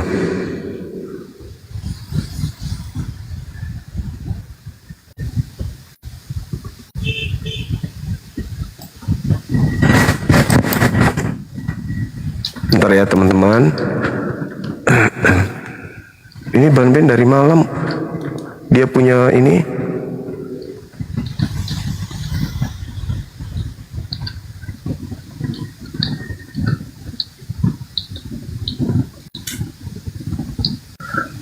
Saya perbaiki YouTube dulu.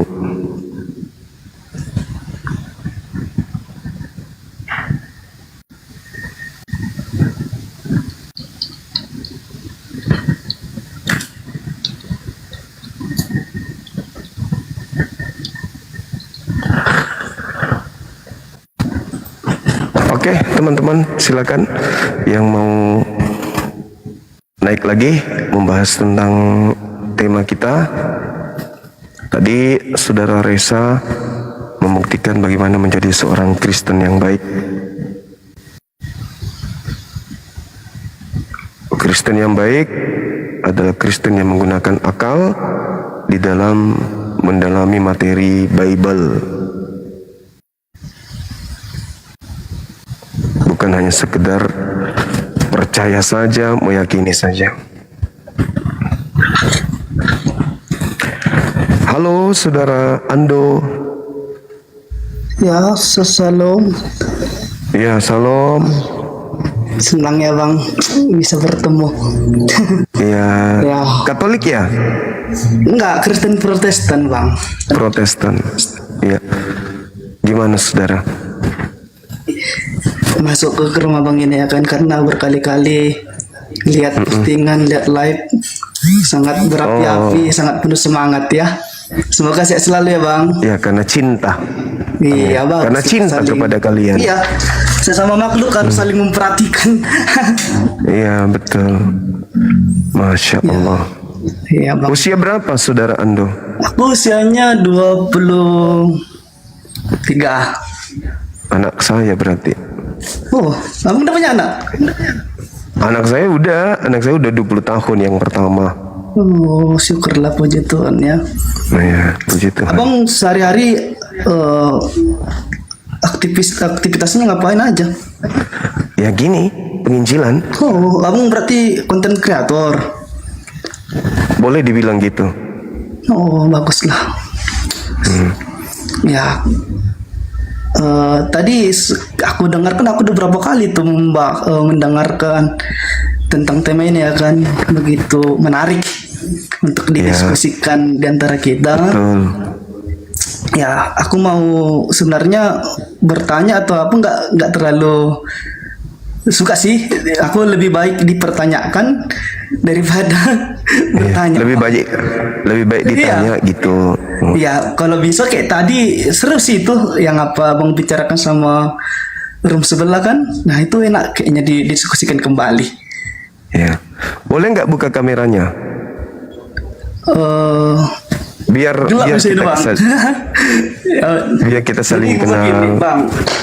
Aku mau ada beberapa bantahan ataupun wajar lah ya Bang kita berselisih paham. Oh iya, betul. Ya, wajar betul. ya Kita kan? beda akidah, beda keyakinan, Iya. beda Tuhan, wajar itu.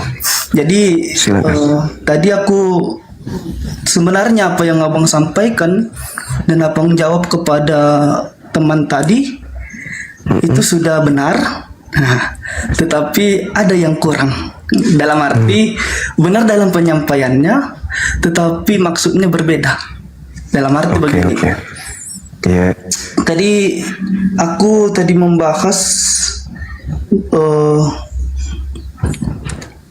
Kristus ya, Kristus. Coba abang di dalam Lukas 2 ayat 11 kan di situ dikatakan malaikat, hari ini telah lahir bagimu juru selamat Yesus Kristus, Tuhan di kota Daud.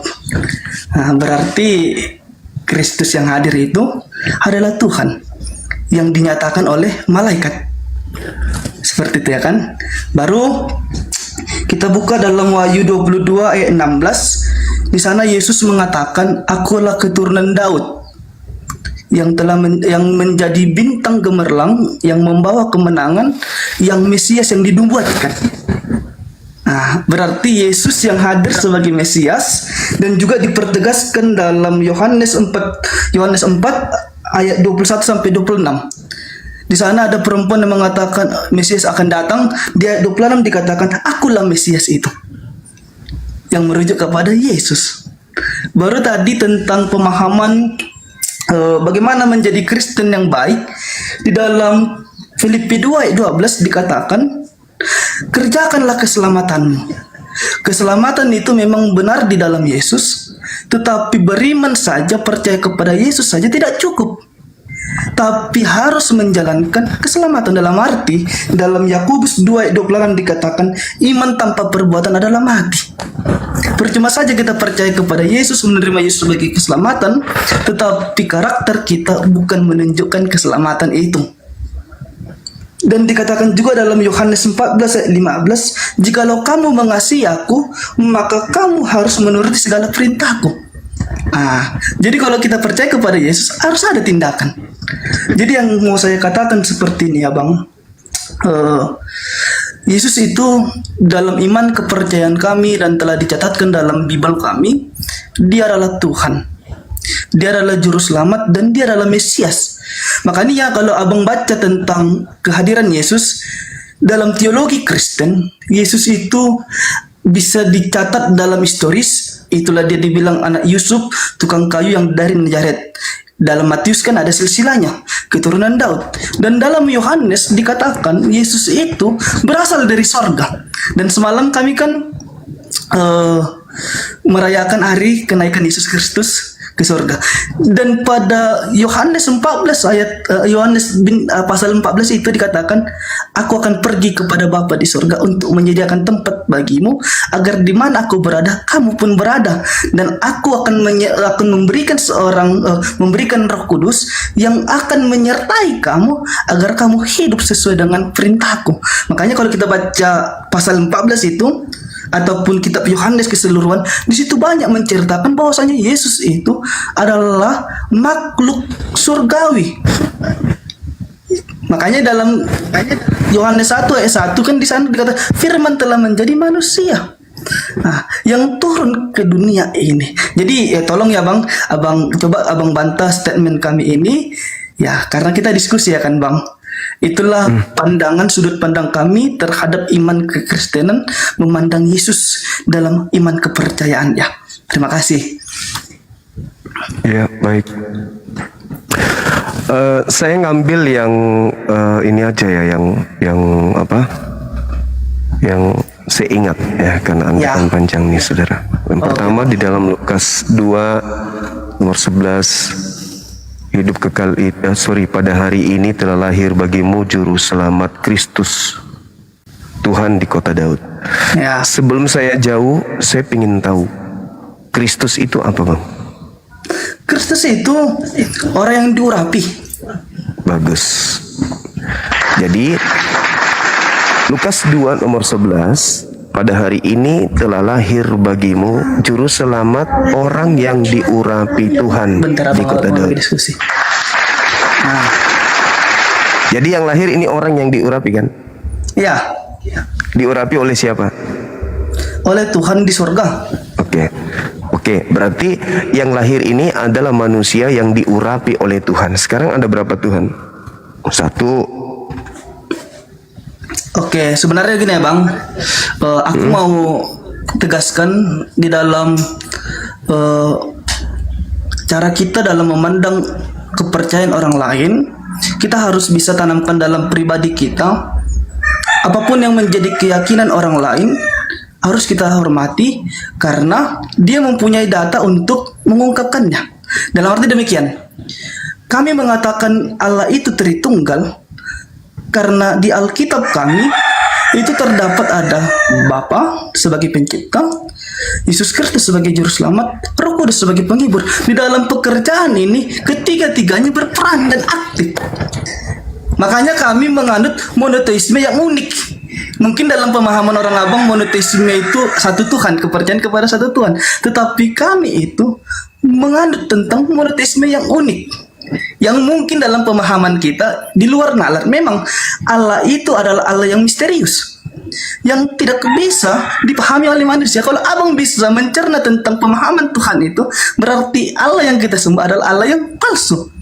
Nah, itu perlu kita ingat, Bang. Jadi ketika kita menggali mencari datanya, kenapa Allah itu tiga, kenapa Roh Kudus ada, Bapa ada Yesus Kristus. Nah, berarti di situ kita mulai sesat. Seperti itu, baik. Baik, saudara. Ini apa menurut saudara ini? Bendo. Kalau saya mengatakan ini adalah pisang goreng, sikap Anda apa kepada saya? Membiarkan saya atau Anda punya niatan untuk meluruskan pemahaman saya yang keliru ini? Dari sudut pandang ini pisang goreng. Dengar ya Bang, dari sudut pandang apa saja pun Abang sudah sangat jauh mengatakan itu pisang goreng. Karena apa? Dari dasarnya saja itu bukan terbuat dari pisang. Anda saya kembalikan ucapan saudara. Jadi nggak cocok perumpamaan yang Abang tegaskan itu. Iya, oke. Saya kembalikan kepada saudara. Oke, saya kembalikan kepada saudara. Anda tidak boleh kemudian menghina dan menggugat kepercayaan saya. Ini adalah kepercayaan yang unik, yang susah untuk diterangkan, dan Anda tidak akan mampu untuk menerangkan itu. Ini adalah hal yang sangat luar biasa. Ini kepercayaan unik. Ini adalah pisang goreng. Ini kepercayaan saya. Anda tidak punya hak untuk mengatur kepercayaan saya. Itulah yang terjadi ketika Lukas 2 nomor 11, yang lahir adalah manusia yang diurapi Tuhan. Anda langsung loncat. Oh tidak, memang di kami itu ada yang unik. Anda harus memasuki kepercayaan kami. Anda harus paham kepercayaan kami. Anda tidak boleh kemudian begini dan begono. Memang, tapi saya bukan orang gila yang harus percaya ini adalah pisang goreng. Anda juga bukan orang gila yang harus percaya ini pisang goreng. Anda harus menggunakan akal untuk menelaah ini. Begitu juga yang Anda jelaskan. Saya harus menggunakan akal untuk menelaah. Sekarang gini.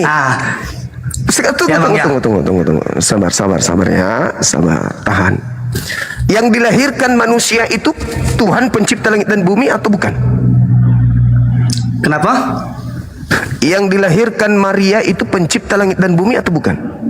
Iya. Berarti Anda sama mengatakan ini pisang goreng. Apa coba? Abang bikin perumpamaan tidak nyambung, oke? Abang mengatakan ini pisang goreng. Ini saja, Bung.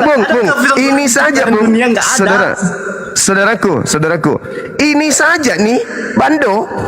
Saya katakan pisang goreng, Anda mengatakan tidak masuk akal. Bagaimana mungkin seorang bayi Anda katakan itu Tuhan? Ini aja kita katakan pisang goreng, Anda nggak terima. Bayi. Anda katakan Tuhan pencipta langit dan bumi. Gimana ini? Ini coba dikatakan pisang goreng, Anda tidak terima. Yohanes pasal 1. Tunggu. Enggak, baca Abang Yohanes pasal 1. Kita baca saya data. ngerti. Jangan kita berandai-andai. Kalau kita berandai-andai, bukan berandai-andai. Sekarang di dalam Yohanes dan memaksa pemahaman Abang masuk ya.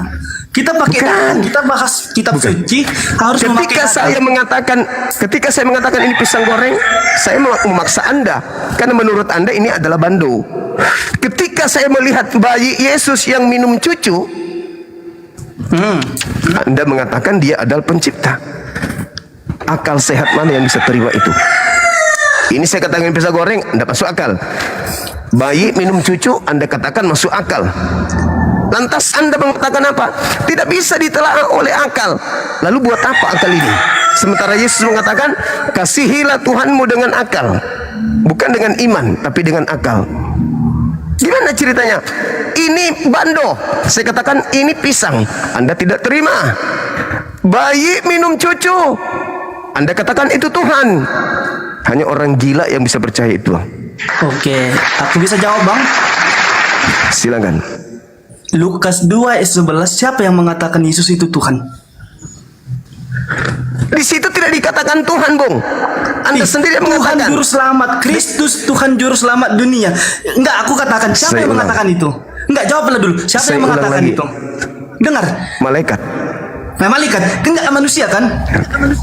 Ya, anggaplah enggak. malaikat. Padahal itu Berarti karangan yang Lukas. Sekarang menyatakan begini. Kristus yang lahir itu adalah Tuhan adalah malaikat, bukan manusia. Oke, satu Oke. poin. Oke, Baik, satu saya poin ya. bantah dulu. Saya bantah dulu. Oke. Saya bantah. Giliran saya. Kristus itu tadi Anda sendiri yang mengatakan. Kristus adalah manusia yang diurapi. Maka kalau kita aplikasikan definisi Kristus ke dalam terjemahan Lukas 2 nomor 11, apa bunyinya? Pada hari ini telah lahir bagimu juru selamat, manusia yang diurapi Tuhan di kota Daud. Betul? Oke. Udah betul. Itu udah menjawabkan. Berarti yang lahir itu adalah orang yang diurapi sebagai juru selamat. Udah mengakui. Diurapi oleh siapa? Diurapi oleh siapa? Diurapi oleh siapa? Udah tegas ayatnya mengatakan yang lahir itu adalah Tuhan dan juru selamat. Yang dikatakan Tidak oleh ada di bukan situ. manusia di dunia ini. Pada hari ini telah lahir bagimu juru selamat, manusia yang diurapi Tuhan di kota Daud. Betul? Betul. Berarti yang lahir ini adalah manusia yang diurapi oleh Tidak ada manusia di situ. Pokoknya Kristus telah apa, lahir Bang? bagimu. Kristus itu apa? Manusia atau Kristus kucing? Tuhan juru selamat. Kristus itu kucing atau manusia? Sekarang dengar ya bang. Memang Yesus itu lahir menjadi manusia ke dunia. Ya, berarti yang Makanya- lahir manusia. Berarti Dengar lahir ya, Bang. manusia. Pada hari ini telah lahir bagimu juru selamat, manusia yang diurapi Tuhan di kota Daud. Setuju? Begini bang konsepnya bang Juma. Begini. bang Juma. Begini, Jadi, saudara. seperti ini aku. Gimana? Ini bang, abang selalu menekankan Ye. argumentasi abang, selalu membuat statement abang tanpa abang mau mendengarkan orang lain. Saya mendengarkan loh, ada sahabatku, saya dengarkan Anda dari tadi. Jadi seperti ini bang, ya. Silakan. Gini ya, kita berbeda bukan Ya. berarti kita menyimpang.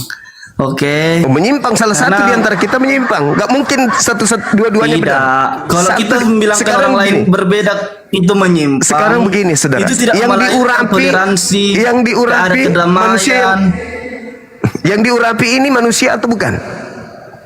Dengar ya bang, dengar ya bang. Nggak bisa. Macet. Enggak, dengarlah aku tadi dari tadi sudah ku itu macet catat internasional. apa yang menjadi statement kita. Oke. Mesias Dari tadi adalah- aku bahas kepada Raisa itu, aku sudah membahas, sudah mencatatnya bang. Nah ini sekarang Anda kalang kabut. Aku nggak kalang kabut karena aku Yang memahami diurapi ini pandangan siapa? abang Saudaraku, itu saudara. tanpa Yang pemahaman yang diurapi ini siapa, kawan? Kucing atau manusia? Itu dulu. Jangan kemana-mana dulu. Juru selamat yang muncul di rahim Maria ini Tuhan, kucing, sapi, atau apa?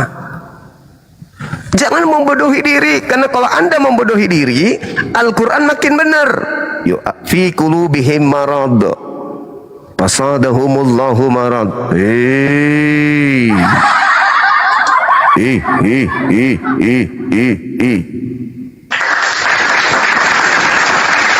Tengoklah saudara-saudaraku Kristen, saya bukan mengantarkan kalian menjadi gila. Saya ngajak kalian untuk waras. Boleh Anda gunakan doktrin, boleh. Boleh Anda menggunakan dogma, boleh, silakan. Toh itu keimanan saudara, kepercayaan saudara. Tapi ketika kita menggunakan data-data dalam Bible dan Al-Quran untuk kita kaji sebagai bahan diskusi, tolong jujur dong. Doktrin boleh, dogma boleh, selama doktrin itu bisa kita luruskan berdasarkan dengan akal. Tapi kalau tidak, mau gimana? Tidak masuk akal. Dan data sudah disajikan oleh kitab Anda sendiri. Pada hari ini telah lahir bagimu juru selamat, Kristus katanya. Ya, Kristus itu apa? Manusia. Yang mana? Yang diurapi. Diurapi oleh siapa? Oleh Tuhan. Nah, berarti Yesus ini adalah manusia yang diurapi oleh Tuhan. Manusia, kok ini ada pas-pas kayak putihnya? Manusia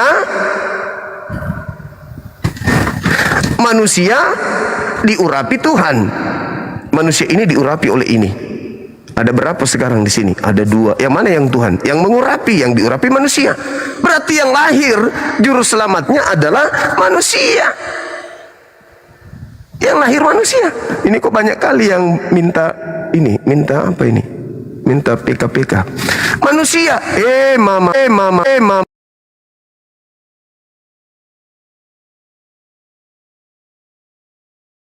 Mama. Bang Juma. Nehi merica ketum berjahe. Listen, Bang Juma, listen. You follow back. You please follow me, Bobby. Follow me. Oh, you Muslim? Hindu? Ya, Alhamdulillah. Alhamdulillah. Muslim. Masya Allah. Masya Allah, luar biasa. Alhamdulillah. Brother, you follow back. You follow back. Okay. I follow you. Okay. Agak tu puasa. Okay. Purani, sudah. West. Brother, you are all people. Bobby, follow me. You are all people. Purani, West. Please. Yeah, Purani. Yeah. Purani.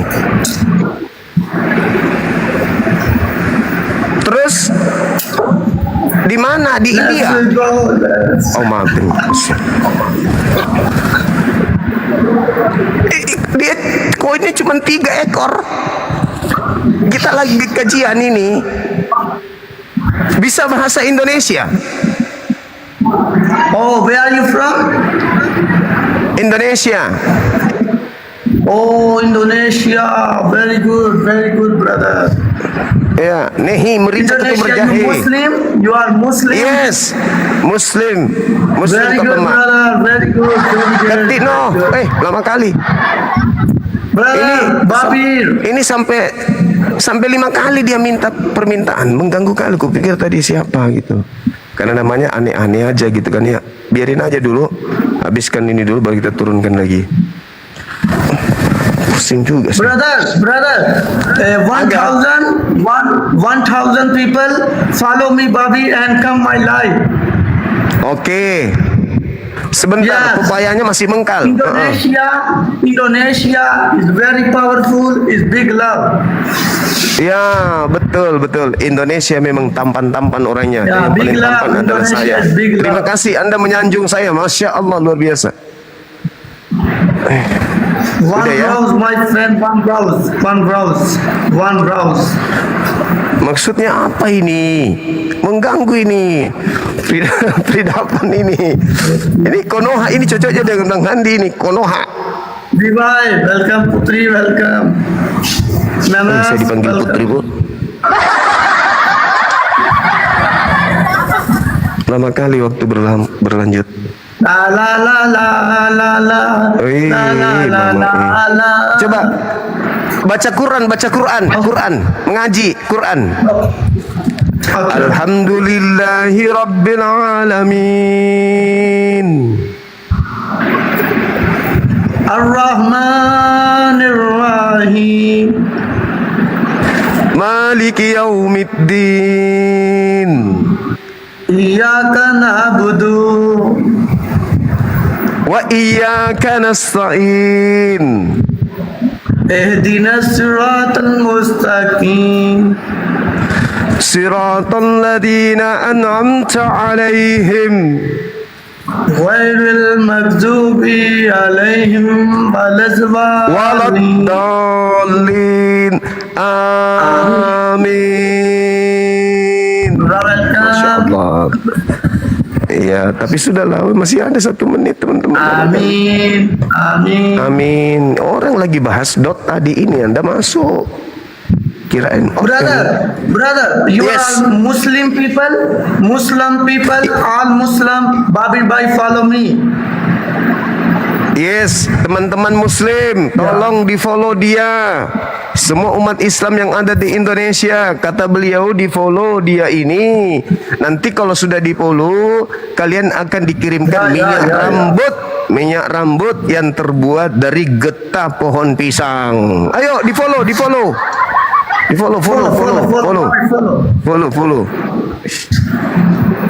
Enggak sudi. Wah, enggak sudi kata. Jangan. Beliau Muslim. Di follow aja beliau. Cakep pun dia cakep kayak Sanjay Dutt, Amir Khan. Cucunya Amir Khan ini. La la la la la la la la la la la. 18 My brother, thank you. Cari yang namanya siapa yang bisa. Jangan ke Edis, jangan. Udah ya. Waalaikumsalam. No, 3 Assalamualaikum. brother, please 3. No. Okay, Saya one more. Saya One punya more. pekerjaan. Saya punya pekerjaan, saudaraku. Bagaimana caranya diputuskan ini? Bagaimana caranya ini? Teman-teman, ajarin saya. Mampus sudah. Jangan waktu saya mau sholat Jumat. Turunkan gimana caranya, Os? Nggak bisa. Saya punya kepentingan. Istri saya mau melahirkan. Istri saya mau melahirkan. Muslim brother, one more. Iya tahu. Host, turunkan host. Agak cek. Okay, bye. Astagfirullahaladzim. Bini saya mau melahirkan. Ada aja nih. Mampus lo. Mana ceritanya nih diturunkan ini? Os. Indonesia. Iya Indonesia. Pura nih. Astagfirullahaladzim. Indonesia, I love Indonesia. I love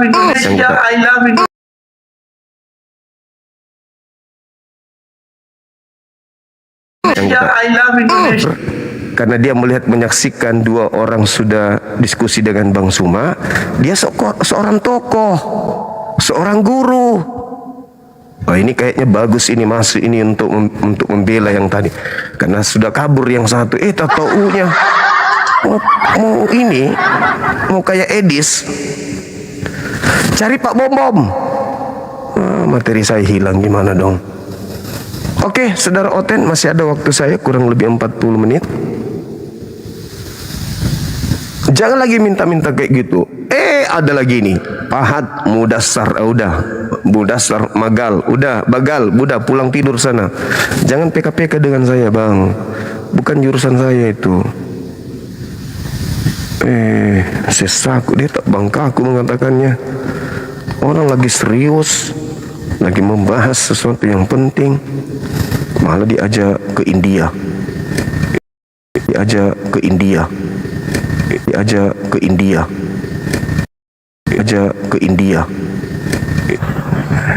Penjual kecap.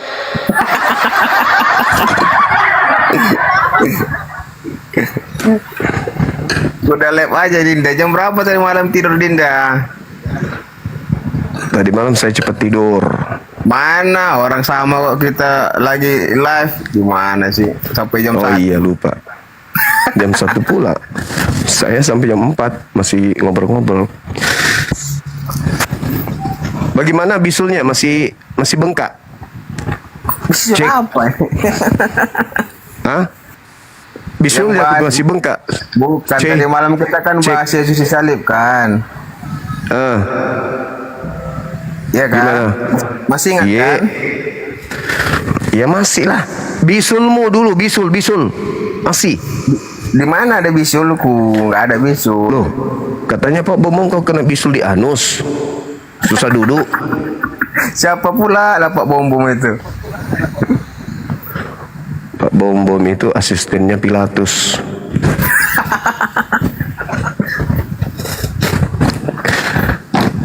Pembahasan kita kenapa? malam belum selesai Bang Juma, yang Yesus disalibkan itu. Oh gitu. Ya teruskan. Ya, yang saya tanya kemarin kan, itu yang disalibkan itu siapa? Kata Bang Juma bukan Yesus, jadi siapa?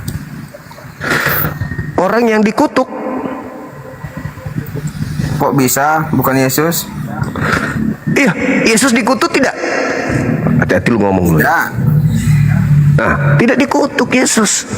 Terus kenapa dia yang harus disalib? Sedangkan salib itu adalah salib hukuman untuk orang yang dikutuk Tuhan. Coba saya pikir. bilang untuk menggenapi firman-Nya, untuk menebus dosa manusia. Gimana mau menggenapi firman dosa manusia? Di mana dalilnya? Dosa manusia dihapuskan dengan membunuh manusia. Bukankah membunuh manusia itu mendatangkan dosa? Dia bukan dibunuh, dia menyerahkan dirinya untuk menggenapi firman-Nya. Bagaimana ceritanya bukan dibunuh? Oke, Gimana bentar. ceritanya bukan? Kita buka di mana tadi malam, aduh lupa saya.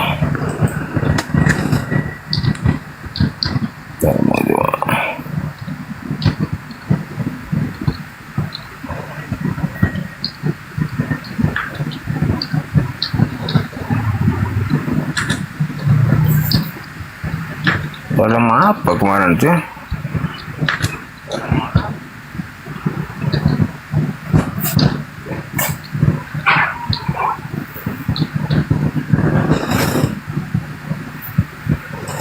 Apa materimu? Teman-teman di YouTube, thank you ya. Di malam tuh.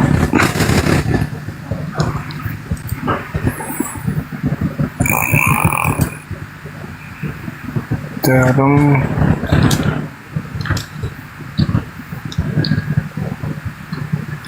Efesus 2 ayat 15.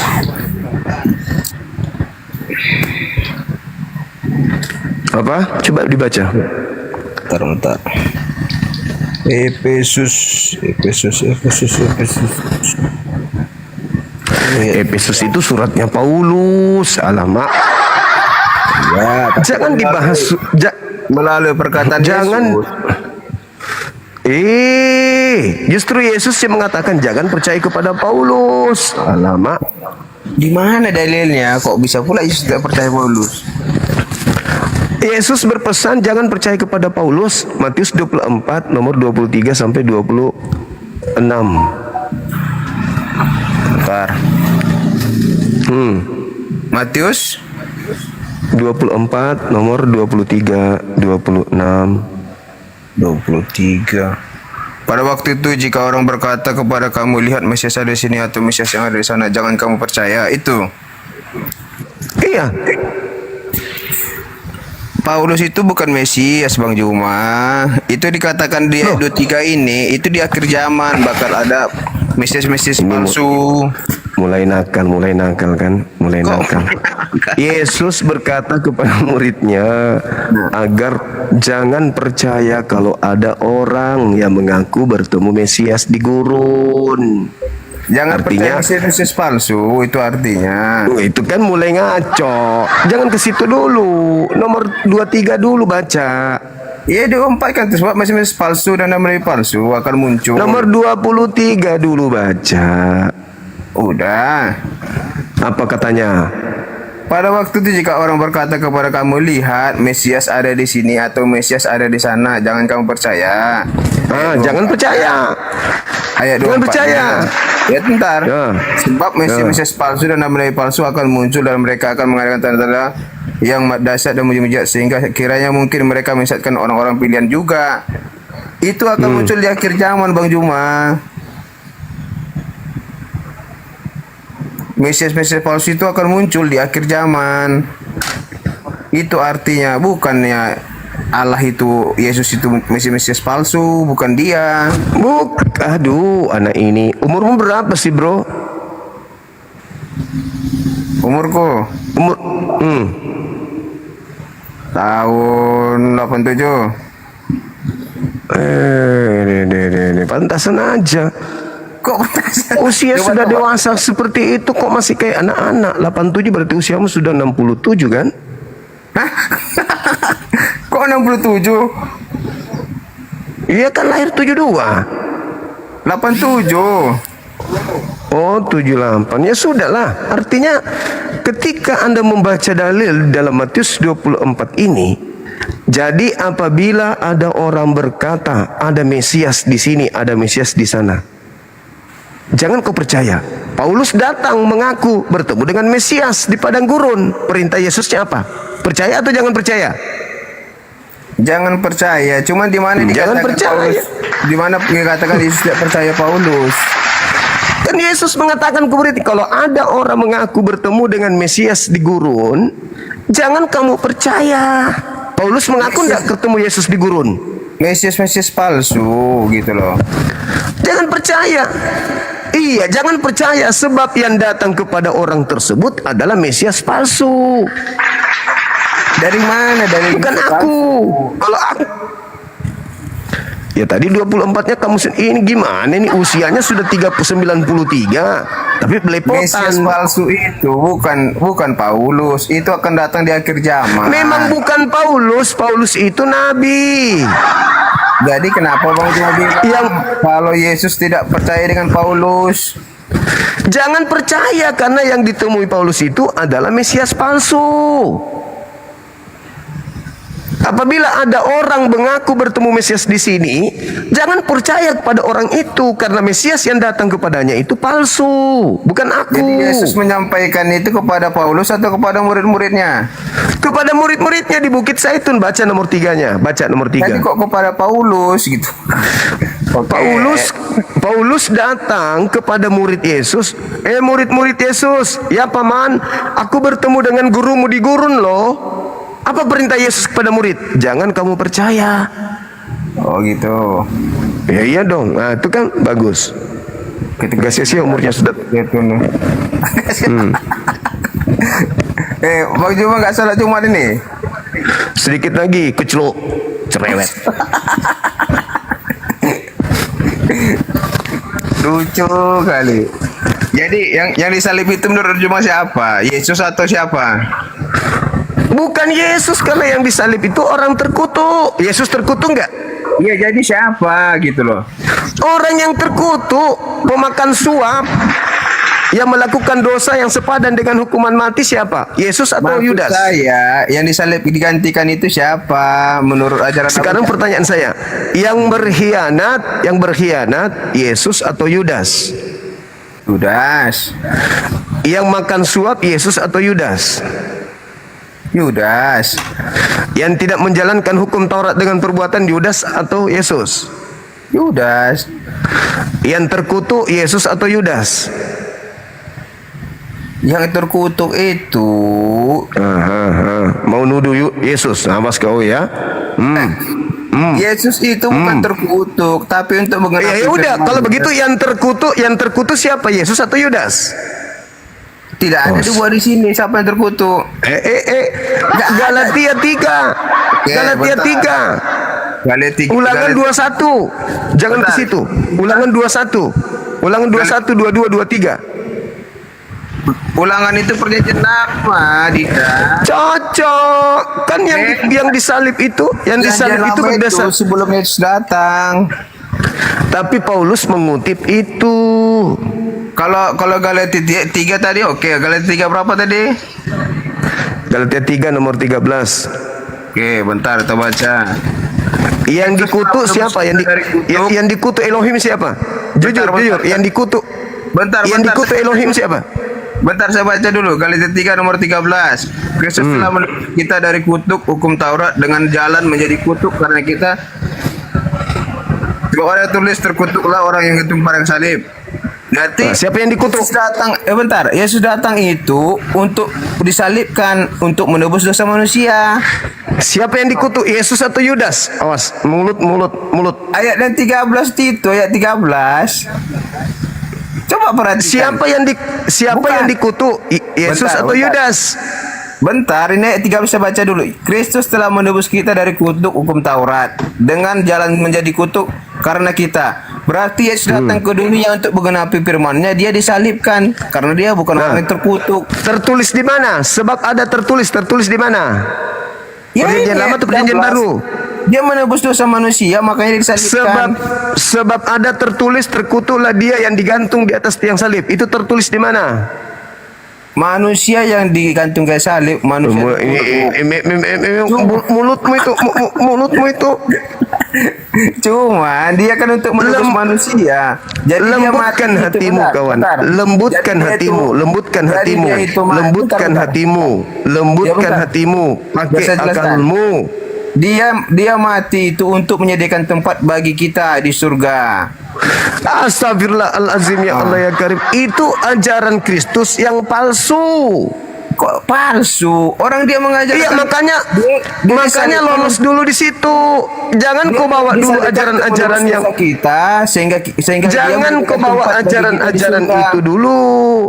Dudukkan dulu ini yang disalib ini manusia terkutuk atau manusia yang diberkati.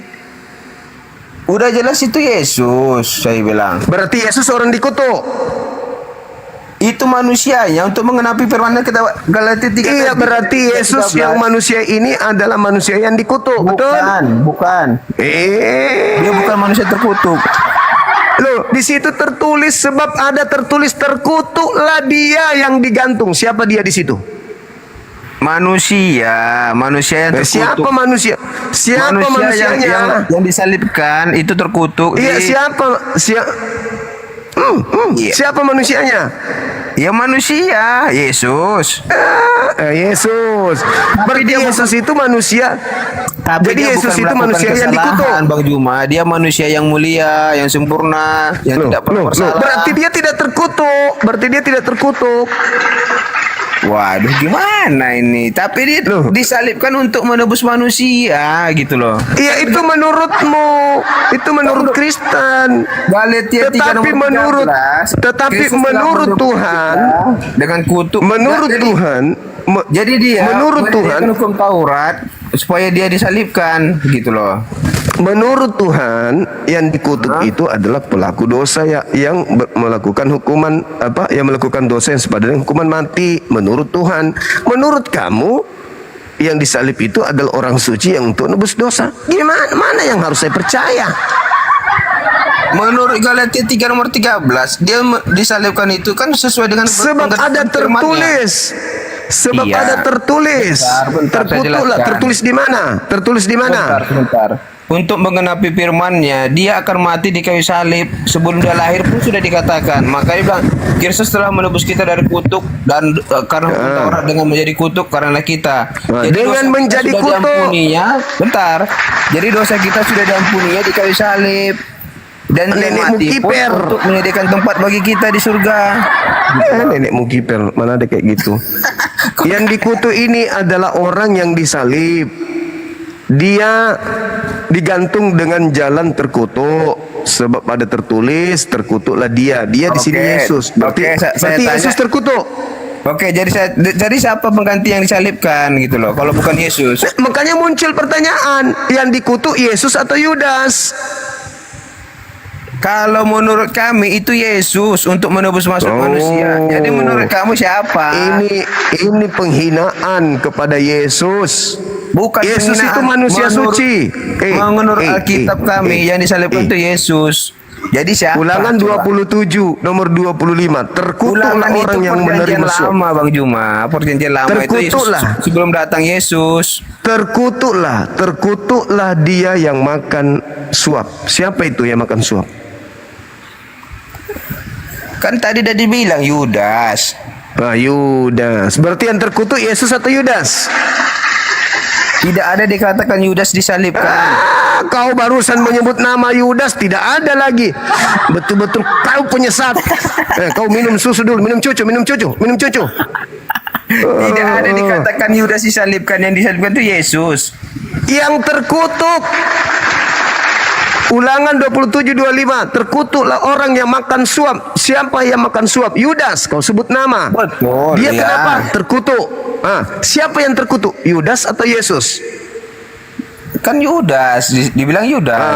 Gitu dong. Minum cucu lagi. Ternyata minum cucu Anda membuat Anda tapi Yesus. Anda segar, ternyata otaknya minum cucu lagi. Yang disalibkan itu Yesus bukan Yudas gitu loh. Loh, kenapa orang yang terkutuk Oke. tidak disalib, sementara orang yang suci Oke, disalib. Aneh ente ini. kalau memang bukan Yesus yang disalibkan, mana dalilnya? Dalil apa? Mengatakan bahwasan Yudas yang disalibkan. Kamu bisa baca internet. Kok internet? Kita kan menurut kitab suci, kok internet? Kan itu dalilnya sudah jelas. Galatia 3 nomor 13. Mana dikatakan si Yudas pengganti Yesus disalibkan? Tidak Yang ada. dikutuk, yang disalib. Bisa aja yang lain, bukan Yudas.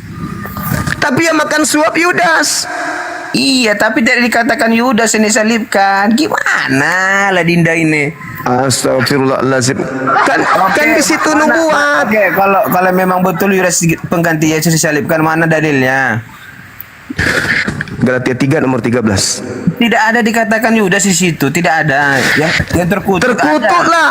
Sebab ada tertulis, terkutuklah dia yang digantung di atas tiang salib. Siapa yang digantung? Siapa yang terkutuk? Maksud saya tidak ada dikatakan Yudas penggantinya, Dinda. Ya udah, buka mulutmu, buka mulut. Di mana dalilnya dikatakan dia menggantikan Yesus disalibkan? Galatia 3 nomor 13.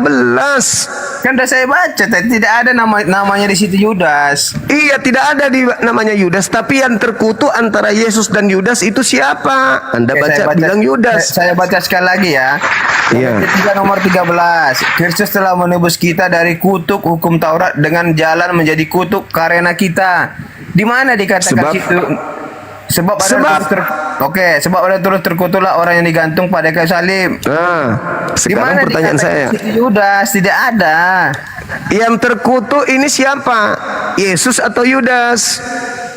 Jadi manusia itu banyak yang terkutuk, bukan hanya Yudas. Maksud saya, di mana namanya ada Yudas di situ digantikan sama Yesus? Yang disalib itu Yudas. Dalilnya di mana? Ini kan tidak ada nama Yudas di sini. Tapi yang terkutuk siapa? Kok gitu lagi sih? Kenapa kamu pingin kali Yesus yang dikutuk? Kenapa? Karena kalau bukan Yesus yang disalibkan, dosa kami tidak diampuni dan kami tidak ada melayak di surga. Karena Yesus Di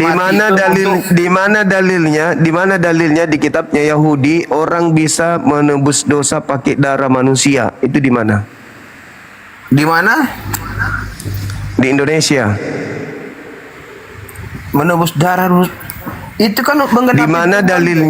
Di mana dalilnya Tuhan dia pencipta langit dan tadi bumi?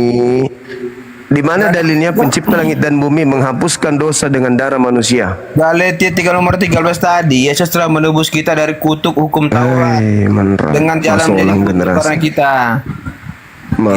Masolang betul-betul masolang, kamu rusak. Gimana Bang Juwe? Coba tanya Batak tuh, coba tanya dulu. Rusak kamu kawan. Kok rusak? Seharusnya saya paham Alkitab. Saya Kristen. Paham pula. Muslim. Paham pula. Kamu Coba Muslim. tunjukkan satu dosa yang Yesus lakukan sehingga dia layak untuk dikutuk. Tunjukkan. Tidak ada. Tidak ada. Berarti bukan dia yang dikutuk. Enak aja lu. Di kitab Yesus kami yang dikatakan difitnah. Yesus yang disalibkan bukan dikutuk, tapi disalibkan untuk Derita lu. Tertulis Kristus telah menebus Kristen dari kutuk hukum Taurat dengan jalan menjadi kutuk karena Kristen. Sebab ada tertulis, terkutuklah dia yang mati digantung di atas tiang salib. Kok terkutuk? Kok Yesus terkutuk? untuk menebus manusia. Apabila Yesus itu tidak derita disalibkan- lu. Bentar. Dosamu.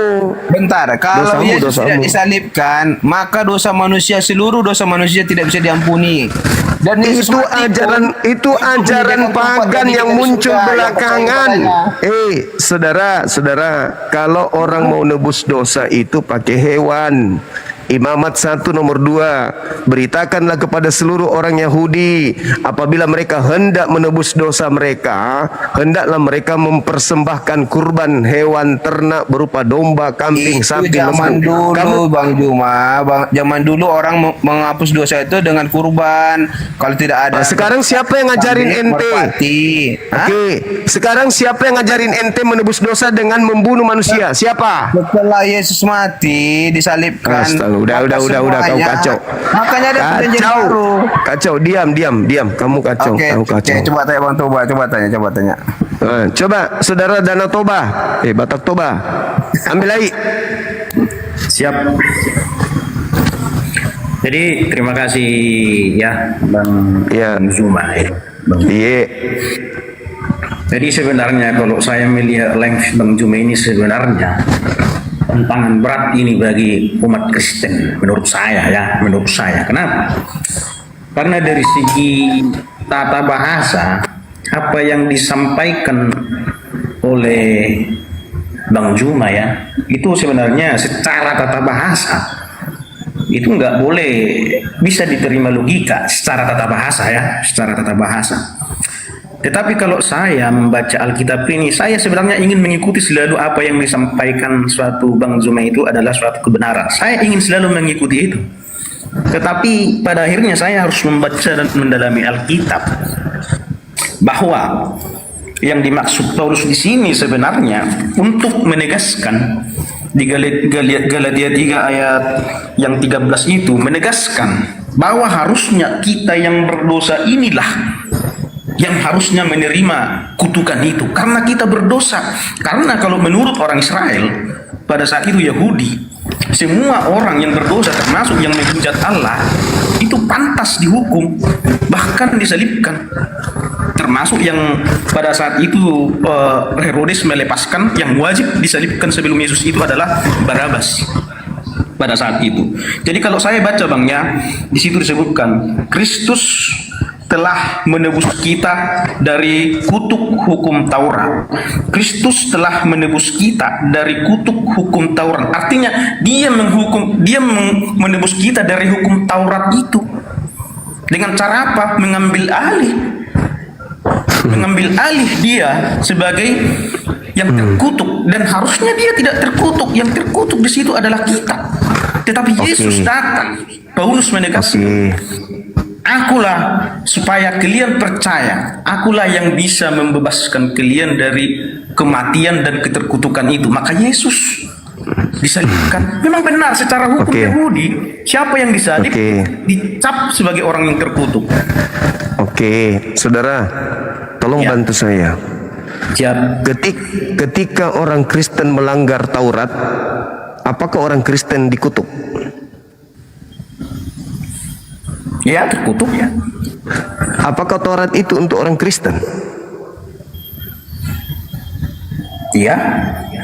Di mana dalilnya Taurat untuk orang Kristen? Bang Afida, I love you full. Menurut abang Taurat itu injil nggak? Bukan, beda dong. Ini kesalahan kalian. Taurat itu untuk Bani Israel. Jadi kalau kalian tidak menjalankan Taurat, tidak ada hukuman untuk kalian. Sama seperti aturan yang ada di negara kita ini. Misalnya, mandi 3 hari sekali. Seperti Bang Ben, 3 hari baru mandi sekali. Kalau ada yang tidak mandi selama 3 hari, harus dicebur ke danau.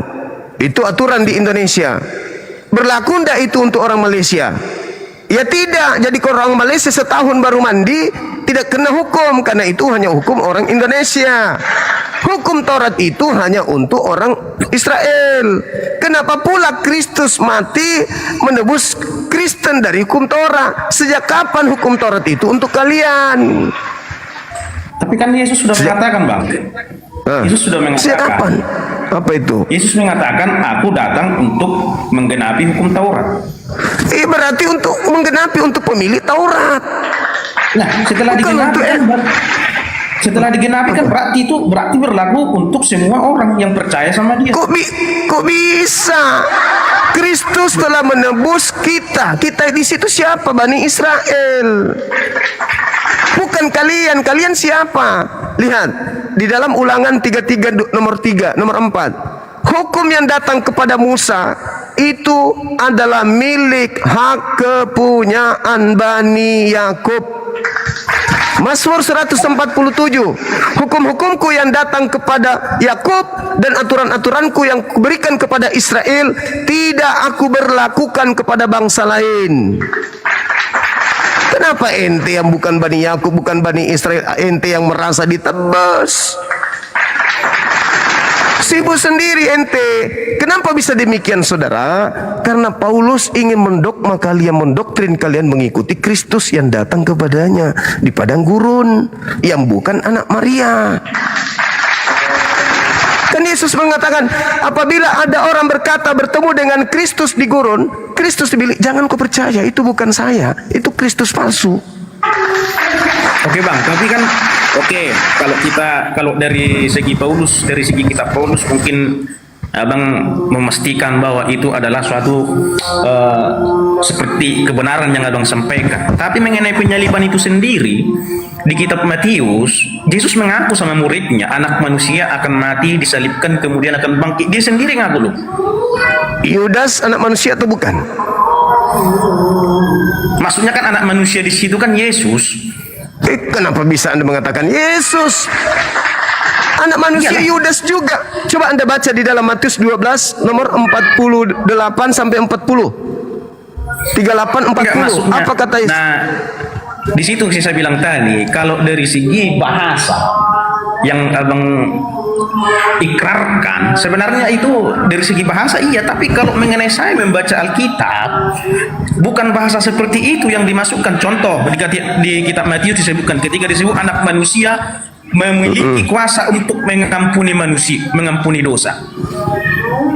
Nah, ketika ada dikatakan anak manusia mengampuni dosa, yang ada di Matius itu mengatakan ketika Yesus menyembuhkan orang yang lumpuh, dosamu telah diampuni. Yesus yang mengatakan itu. Berarti ketika anak manusia disebutkan di Alkitab itu mengarah kepada dia sendiri. Menurut saya ya. Bukan, saudara.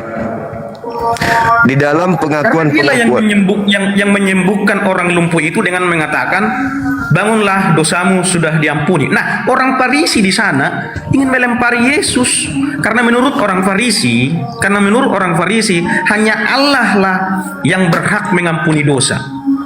Tidak pernah Yesus mengatakan dosa. Tidak ada dalilnya itu. Coba tunjukkan ke saya di mana dalilnya Yesus mengampuni dosa. Oke, saya buka di Injil Matius bang ya, di Injil Matius bang ya. Diskusi abang ajari saya dikit ya. Kalau pun ada saya salah, ini jawaban saya sesuai dengan pemahaman saya membaca Alkitab. Kalau pun abang, tapi waktu saya tinggal sedikit bang. Ya di sini di kitab Matius, bentar bang ya. Saya tinggal 10 menit kurang lebih ya. Saya ada kegiatan khotbah ini hari. Oh, jadi begitu bang ya? Iya, kayaknya. Nah, jadi di Matius. Mohon maaf saya salah sebut bang, di Markus.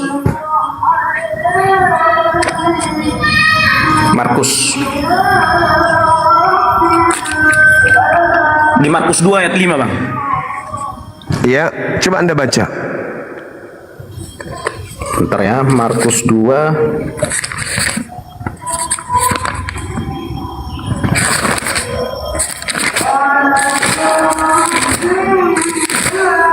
hati-hati Robert.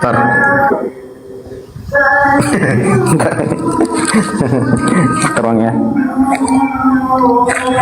Saya agak grogi berdiskusi sama abang sebenarnya. Nah, Markus 2 ayat 5. Ketika Yesus melihat iman mereka, berkatalah ia kepada orang lumpuh itu, "Hai anakku, dosa-dosamu sudah diampuni." Nah, kemudian dipertegas lagi bang di ayat 10. Dipertegas lagi di ayat 10 bang. Namun supaya kamu tahu bahwa anak manusia berkuasa mengampuni dosa di dunia ini. Nah itu dari ayat 5 itu dipertegas lagi di ayat 10. Anak manusia berkuasa mengampuni dosa. Iya, di dunia ini. Kenapa dia bisa mengatakan seperti itu?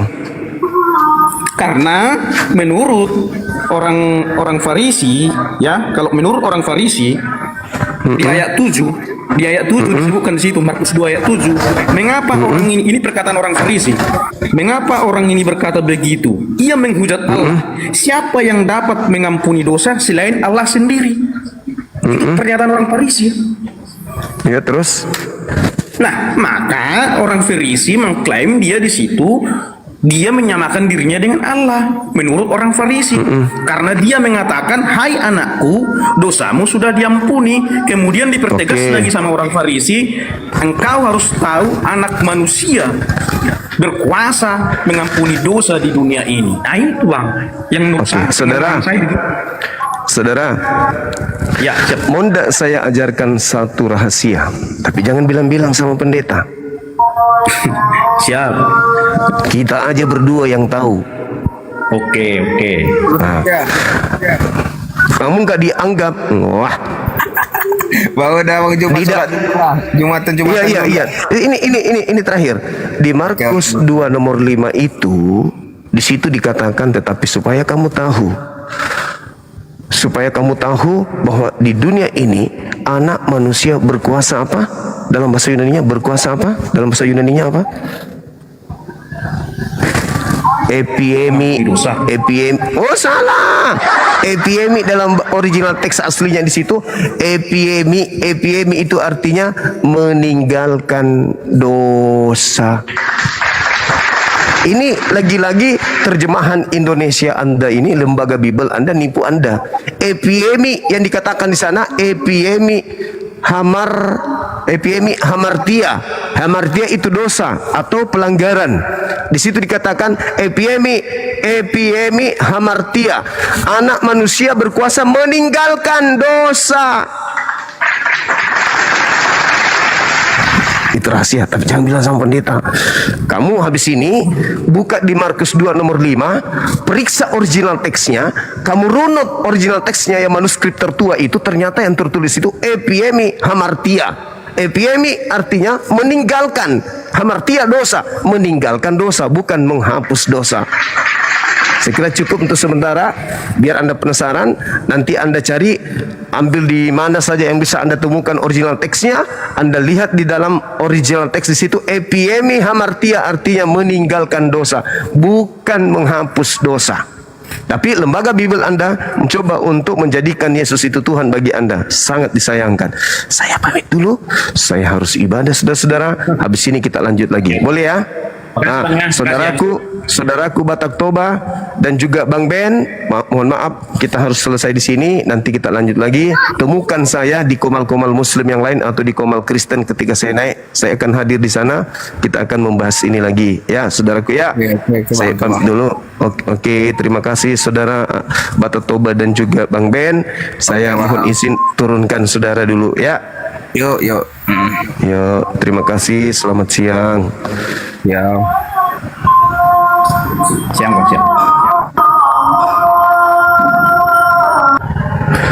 Oke, saudara-saudara sekalian, alhamdulillah hari ini kita sudah selesaikan tugas kita mengajarkan, menyampaikan risalah keislaman dengan menggunakan pendekatan dua ajaran Islam dan Kristen terkait dengan beberapa tema. Yang pertama tadi terkait misionaris Lina Tidak Jaya, ya, yang sudah melakukan satu tindakan yang amoral, ya, abnormal menurut saya, ya. Dia menjual nama Kristen sebagai misionaris untuk mencerat berondong dengan menggunakan lubang. Itu bahaya itu. Ya, jebakan Batman, ya, lubang tak berlidah yang dia pakai. Oke. Terus kemudian ada beberapa teman Kristen juga yang kita diskusi dengan baik, alhamdulillah, termasuk saudara Reza, mudah-mudahan beliau bisa dapat hidayah, dan teman-teman kita barusan, mereka berdua Kristen baik. mereka bukan penghujat. Mudah-mudahan bisa menjadi teman dalam belajar ke depan dan bisa sampai kepada hidayah. Saya kira demikian. Di sini masih 15 menit lagi untuk sholat Jumat. Mudah-mudahan Anda semua dimanapun berada bisa melaksanakan sholat dengan nyaman, dengan khusyuk, ya. Semoga apa yang kita sampaikan pada pagi hari ini sampai siang hari ini bisa menjadi sebuah ilmu yang berkah kepada kita semuanya. Saya tutup ya teman-teman yang ada di YouTube. Terima kasih semuanya, dan juga yang ada di TikTok. Masya Allah luar biasa. Saya mendoakan antum semua mudah-mudahan di hari Jumat ini semua umat Islam yang menyimak ini ya di TikTok maupun di YouTube besok dan seterusnya, mudah-mudahan Allah memberikan kemudahan dalam hidup, berkah dalam hidup, dimudahkan usahanya, dimudahkan cita-citanya, dijadikan anaknya anak soleh dan soleha, diangkat penyakitnya, kemudian rezekinya bertambah-tambah dari datang dari sudut yang tidak dikira-kira, panjang umur dan sukses selalu. Amin amin ya rabbal alamin. Rabbana atina fid dunya hasanah wa fil akhirati hasanah wa qina azabannar. Baik sahabat-sahabat sekalian, kita ibadah Jumat dulu, nanti kita sambung lagi. Subhanakallahumma bihamdi asyhadu an la ilaha illa anta astaghfiruka wa atubu ilaik. Salam tauhid, salam satu Tuhan. Jayalah Islamku, jayalah Indonesiaku. Assalamualaikum warahmatullahi wabarakatuh.